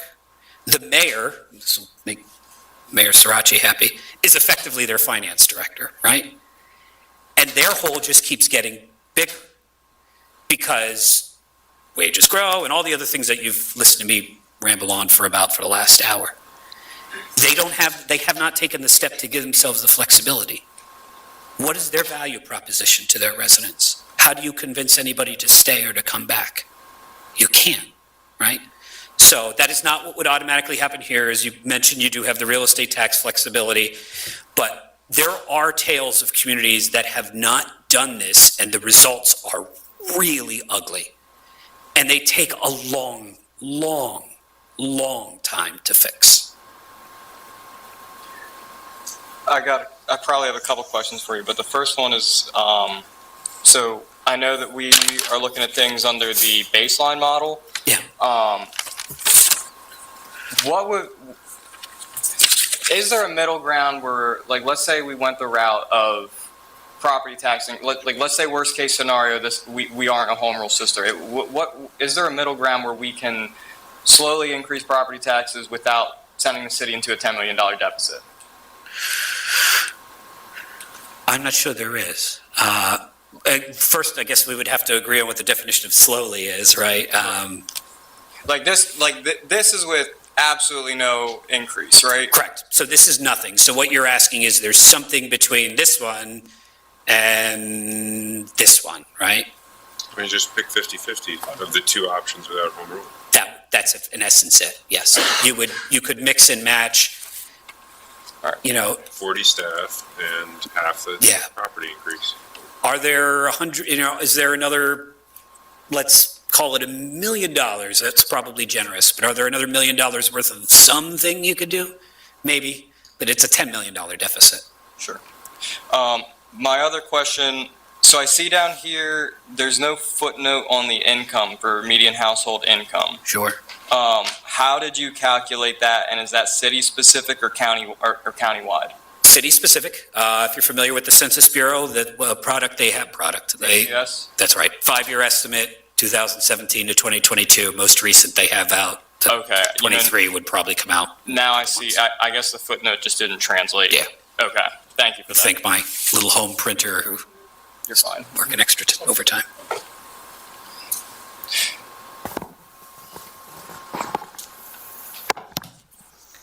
Hi, I have a couple questions. I guess I was looking for the presentation to be more of when you first came out and you gave us this report in the city, this is the report that PFM gave us with the executive summary that you gave to us, is that correct? Let me just make sure before I ask. Sure. Yeah.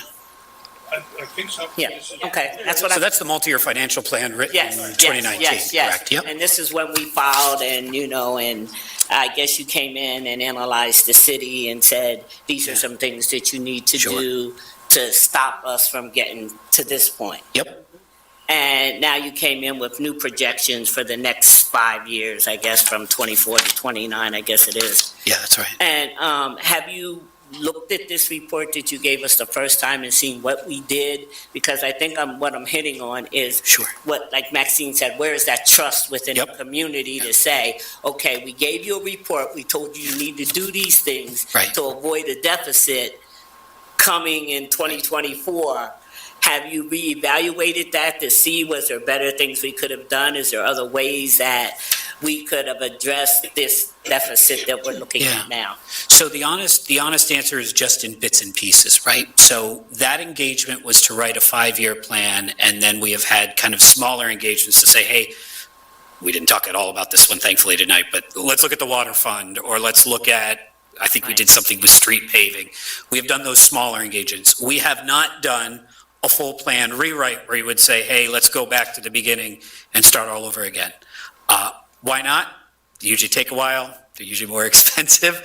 But the honest answer to your question is, from PFM's perspective, not. The mayor would have to, and I'm sure she could say, we did this, this, and this. We didn't do that, that, and that because PFM was wrong. We're in the process of doing that. But that's the honest answer to your question. So the projections that you're giving us now is just based on what you looked at from now, not what we've done, not what we could have done. Well, so anything the city has done correctively since we did that first plan would be in here, right? So it feels weird to call a tax increase a corrective action, but in our mind it is.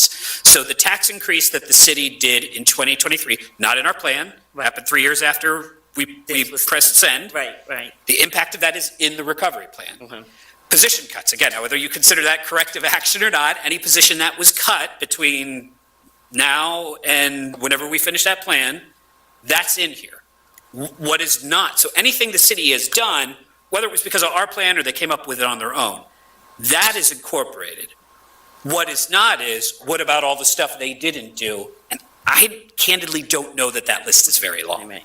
So you said we did not talk about the waterfront, and I think I heard you say that we transfer $2 million every year into the general fund from the waterfront. That is a yearly thing? It's $2 million this year. In the past, it was 4, and our projection, it would go back to 4. The reason it dropped is ARPA, candidly, the federal funding bounced So with off. your projections here, you're seeing that we're transferring $4 million from the waterfront into the general budget, That is our assumption. and that's, okay. Correct. It's one of these tiny lines. And I guess just to comment on some of the things that Maxine said when we talk about new construction and stuff, which was in your executive summary, we didn't talk about LRTA and all the tax cuts that all these new constructions get, that they're not paying taxes for 10 years. So it's something that needs to be reevaluated, because they can get up to not paying taxes for 10 years in their new construction, or even if it's new renovations over a certain amount of money. So I think that's something that, we probably need to look at and see how that, because we did hear there's a lot of land development projects in the pipeline that are not coming yet or may not come, but if they do come, we need to look about how they're going to be taxed. I want to build on your point to say that, I definitely value in us investing in large-scale projects. I understand we need more housing, but something else, I feel like if we invest in a project that's a nonprofit, it does nothing for our property tax roll, for example. Right. Something I'd like to see, I don't know if this is viable with our ARPA dollars in the next 2 years, but there's single-family homeowners that could really use from some money into their properties to better standard of living. The city's current program goes underutilized because there's such a high bar of documentation and finance and whatnot, individual financial situation. And when you pull a permit, your assessed value goes up because you have to submit that to the county. I'm not saying that's a major thing, but it's a drop in the bucket. But that might help build community sentiment and understanding. When you pull a permit, your taxing value goes up. When you do the work and improve your property, you're right. When it gets completed, your value goes up. And But only relative to whatever their base here was, And my right? taxes have not gone up since they reassessed in 2018. your assessed value has not gone up. My didn't property reassess. taxes have not gone up because they have not reassessed Right. since But what I'm saying- 2018. But your assessed value has gone up, right? But that doesn't impact my property assessed taxes. value. Right. So maybe I should clarify. I'm not saying the tax rate goes up, but I'm saying if your assessed value goes up, you're contributing more to the system. Am I wrong in that logic? I think so, I yeah. think you All are. right, I'm wrong in that logic then. I mean- The assessed valuation goes up. Oh, I'm sorry. If the assessed valuation goes up, your tax bill will go up. Right. The instances that cause an increase in assessed valuation are limited. So typically, a single-family home, a building that's not converted by square footage, by addition, remodeling or renovation typically doesn't increase the assessed valuation at the county level. You have to change the footprint of the building significantly, and typically, single-family homeowners, unless they do some demolition and adding on to the building, your assessed valuation stays unchanged. So I could probably use some education on how that works. 'Cause I'm Assessment- only halfway there. Assessment law is totally counterintuitive. And Okay. you have to understand that the property tax value of properties does not change frequently. So let's say hypothetically someone then were like, I'm gonna build a structure on the back of my property. It's like ADU or something. That would, for example. That's a new construction, it's a Okay. new property, it gets, it's an improvement on the land. Okay. Assessments are land value, land and improvement. If you add a structure on a piece of land, it's an improvement. All right. That increases the taxable value, so your assessment goes up. If you remodel your bathroom, put a new kitchen in, it has no impact on your assessed valuation. Taxes don't go up until the county reassesses. What's the all change? taxes. The change. So if county reassessed in 2018, I put an addition on my house in 2019. I don't pay for that increase in my value until the county decides to reassess property for the entire county. So let's just to make sure I'm understanding this then. So if someone today says, I need to put a new roof on my house, that would not affect her? No. Okay, but if there's an addition, In other states, All right. yes. Okay, Pennsylvania, no. all right. okay, I have some other questions. So, Sorry. I want to understand the real estate tax and the earned income tax as if we were to raise that Okay. and put a cap on it. Is there anything that we could do as a commission that would stop the mayor or who's ever in charge from raising both real estate tax and earned income tax to whatever cap we set at the same time? Because I think that's one of my biggest concerns in raising earned income tax. If we're not going to stop raising real estate taxes, which is one of the purpose we would increase earned income tax so that people's real estate tax wouldn't go up. I still haven't seen how that would work to that benefit. Before I answer the question, can you help me understand your concern a little bit better? Is the concern that if the city has the ability to do the earned income tax increase, it will do that and real estate tax increases? Is that effectively your yeah. concern? Yes. Okay. So I'm going to let either Pell or Barry answer the can you do it legally question, because they know that better than I do. Okay. I would say, just from a financial management standpoint, the purpose of doing home rule, from my perspective, is flexibility. That you want to give flexibility to the elected officials, whom you can elect out if you don't like, so that they have more options to balance the budget. The challenge with the cap is revenues can grow. Sometimes you need them to grow fast, and sometimes the cap can get in the way. Well, what do you mean by that? And I know Jerry asked for this analysis, so now I'm going to steal his thunder and pretend it was my idea. $10 million hole, right? Right. If I'm not going to do any cuts, and I'm just going to do that from tax revenue overall, right? So real estate, earned income, people moving in, people getting wage increases, people building things on their property but not roofs because those don't count. I need a 25% increase in my tax. If you're creating a cap above 25%, I mean, I guess you could do it, but that's a really high cap, right? And if you did under that, you would effectively push the city to a lesser degree, but in some degree, to this. And now you've got one option, right? Now all tax revenues are locked up in that cap. And tell me who you want to fire. Now, it's not as many, Right. but it takes the three options and makes it one.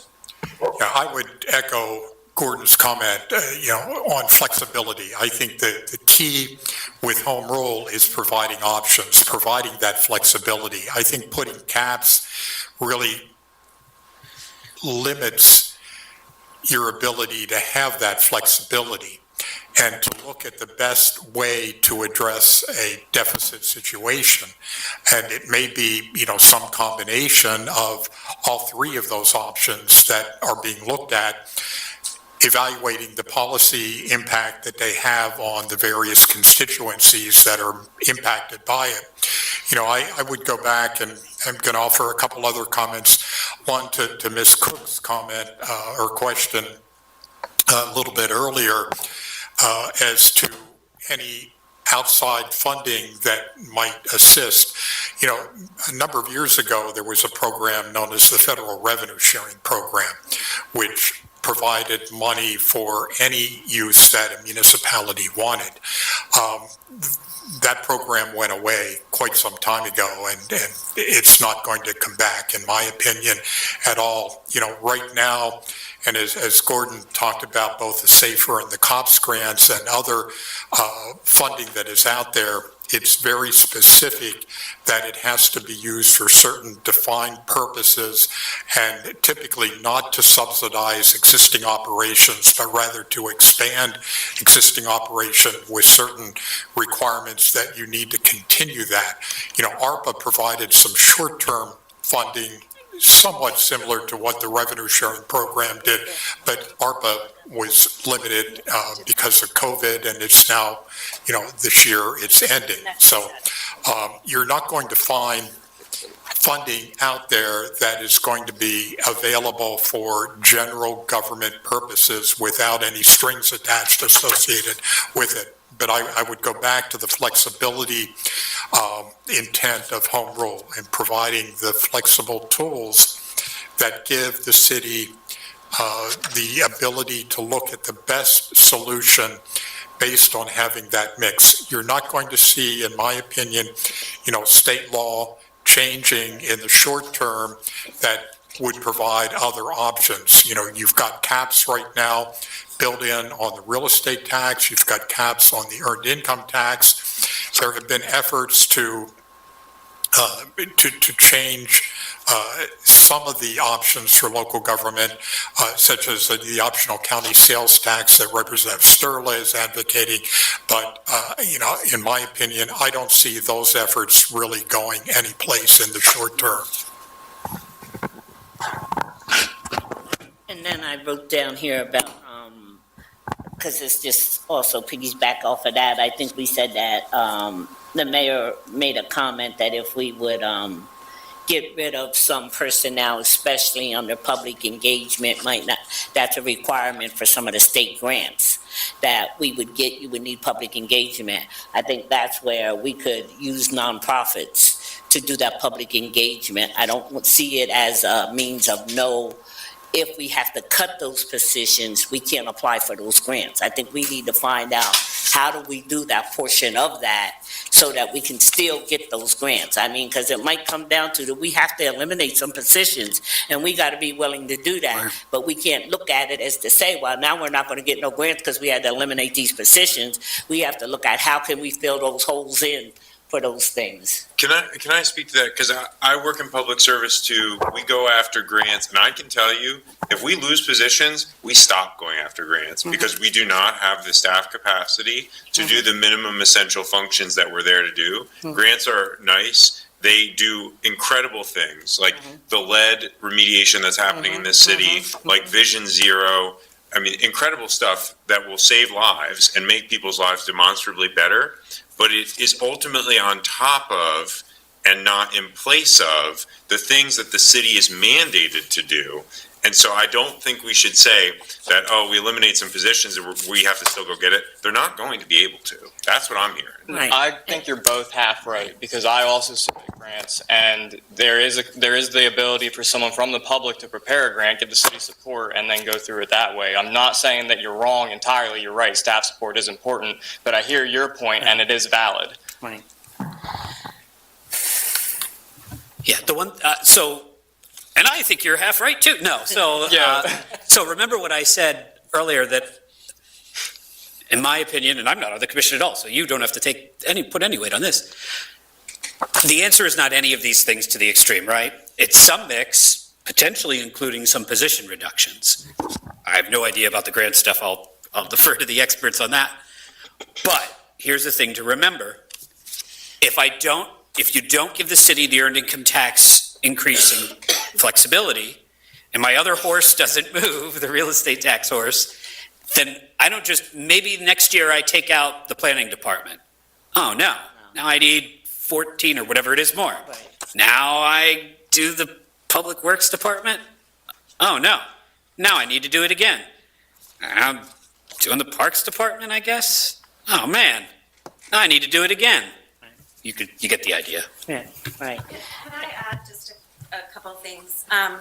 Just one thing that I want to say is part of the conversation that the Budget and Finance Committee is having is the introduction of the budget a full month earlier. As you know, the Class 3 City Code only allows us to introduce the budget the second meeting in November, which means we are on a fast track to move through this. And so I know that there are concerns, and I feel them because I have individuals who are on fixed income, seniors living in their home, who cannot bear to have another property tax increase. And then I also have people who are just like, it's really expensive to live in the city. This is the place where you have to pay a stormwater fee. Nowhere else you have to pay a stormwater fee. I hear all of that. And also have the responsibility of delivering public safety, which is 365 days a year, 24 hours a day, and we have to have more than one person responding to a fire and a police call. That's just the reality of it. And so the challenge that the Home Rule Study Commission has is balancing all of that with other ways that we can ensure through the process of budgeting that this is not, a Cash grab. a play to just like have access to a whole bunch new revenue sources because we want to go and spend a lot of money. There is nothing in here, in the budget for, in the future that is talking about an expansion of services. We are focused on the core services that the city is required to provide. And through grant funding, we've been able to do more. I would also say that and this is just personally, as the executive who is leading a team of 600 people, there are a lot of people watching these conversations, and we are talking about people's jobs. And I'm only saying that because I've been really careful, like when you see police reductions and you're a young police officer or a young firefighter, and you might be in the academy right now, you might be wondering if you have a job at the end of it. And so I am just providing context for how people are listening to the conversations that we all are having. And I sent out a presentation to the entire staff about all of the different scenarios and that we were planning 2 budgets. One that was going to be really hard, right? It's going to be tough because it's going to be real estate increase and cuts. Like, there's just no way to escape that. There will be a presentation that includes a tax increase and cuts in spending. There's also the potential that home rule passes and we have another little tool to use to be able to get us through this bridge. That starts in January 1. And so I just want to contextualize that there are 600 people behind me that are providing services to the city, not all of whom are paid through the general fund, but many of them are police and firefighters and our Department of Public Works crew. Those are the bulk of employees that we are talking about, and you know some of them. They are your neighbors. And so just please keep that in mind as we go through these conversations. These are real people. Thank you. And I guess, we understand that, Mayor, in all realms. Our community's real too, and everybody that pays their taxes and can't pay their taxes, and we do understand that. And, I'm one that believes that department heads should live in the city. They make the most money. They make over 6 figures, and they don't even live in the city, but you're going to say to an elderly person, we're going to raise your tax, and we're going to raise your income tax. So, I do understand that, but I do understand there's a balance that we got to look at when we're looking at the community and the trust and just raising, because on the other hand, like PFM said, people leave and don't want to come back. You can do the right thing and people will leave and won't come back. So, that goes on both hands. So I just want to keep that in mind too. And we can move on. Okay. Are there any more questions for PFM?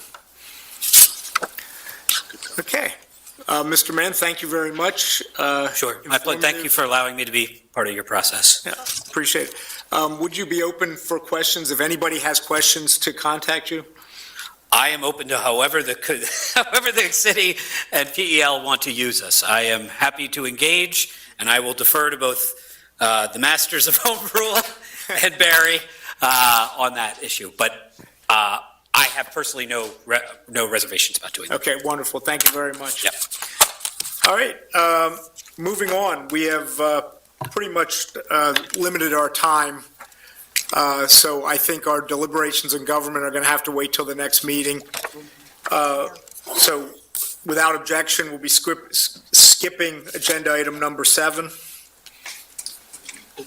Okay, hearing none. On to subcommittee reports, Public Engagement Committee. Would you like to wait?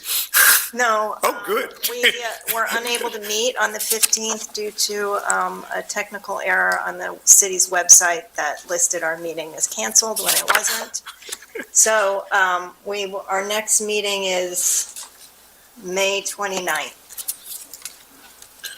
Mr. Chairman, Yes. I just wanted to state for the commissioners and the public, we've now done 6 events in total over at least 10 days with 20 hours of coverage at all these public events. And Amy, you have coordinated all of it, and I just want to say thank you for doing that, because it's important that we take that step to do our best to show up. And I think in the past kind of month and a half, we really have done that because of your work. Thank you. Any other questions for comments for public engagement? Okay. Has the preamble committee met? Okay. Ethics committee. Thanks. We will be meeting on the 12th here in City Hall, 7 p.m., council chambers. That's a Wednesday evening, June 12th. And we will have a gentleman from the Scranton Board of Ethics, which I think will be nice because while it is still considerably larger than Lancaster, it's a little bit smaller than Pittsburgh and Philadelphia, who we initially spoke to give us some more ideas about how something closer to our scale is functioning. You said that was June 12th? It is June 12th. Any questions for ethics committee? Bernie, does that work for an agenda too? If you could send me. Okay, fair enough. I'm sorry, fair enough. Okay. Budget and finance, and thank you for being here, hobbling in. Yeah, no, I'm good. We had a meeting on May 13th. We do have a draft of an article related to budget and finance to review.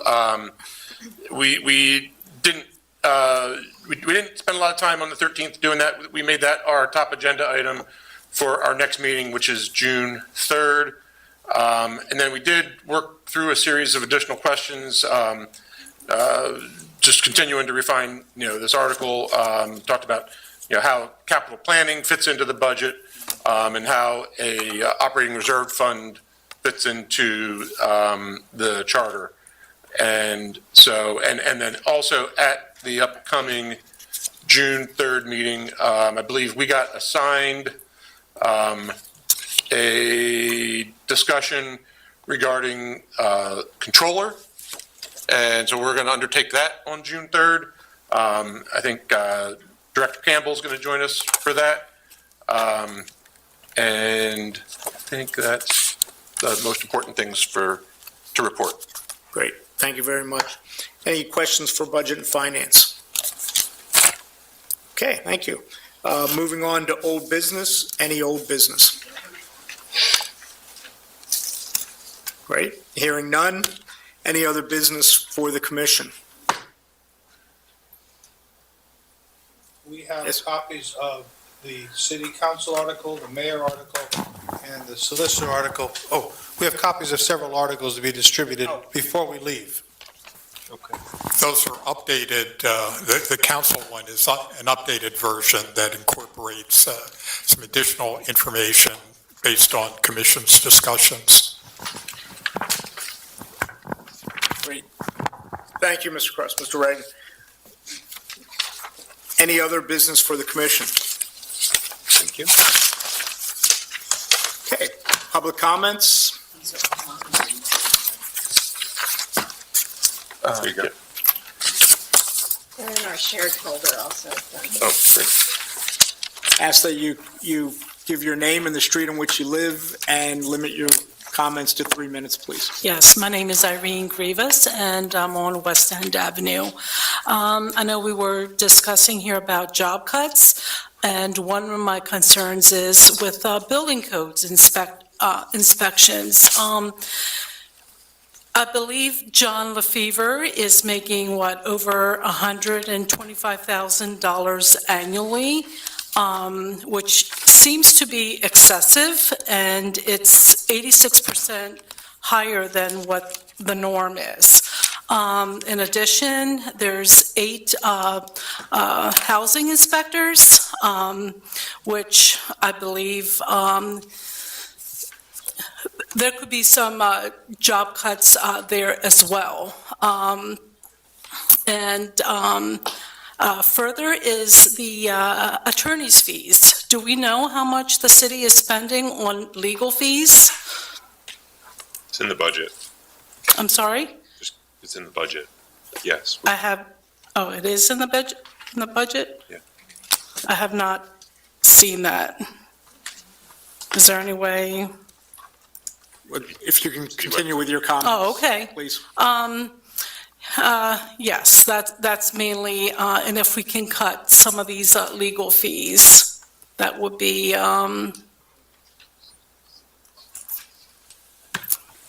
that's mainly my concern. Okay. Okay, thank you. Thank you very much. Any other comments from the public? All right. Seeing none, thank you all. Our next meeting is, somebody remind me, my mind just went blank. Our next meeting is going to be on June 6th. June the 6th. Okay, thank you. So our next meeting is scheduled for June the 6th, 6:30 in here.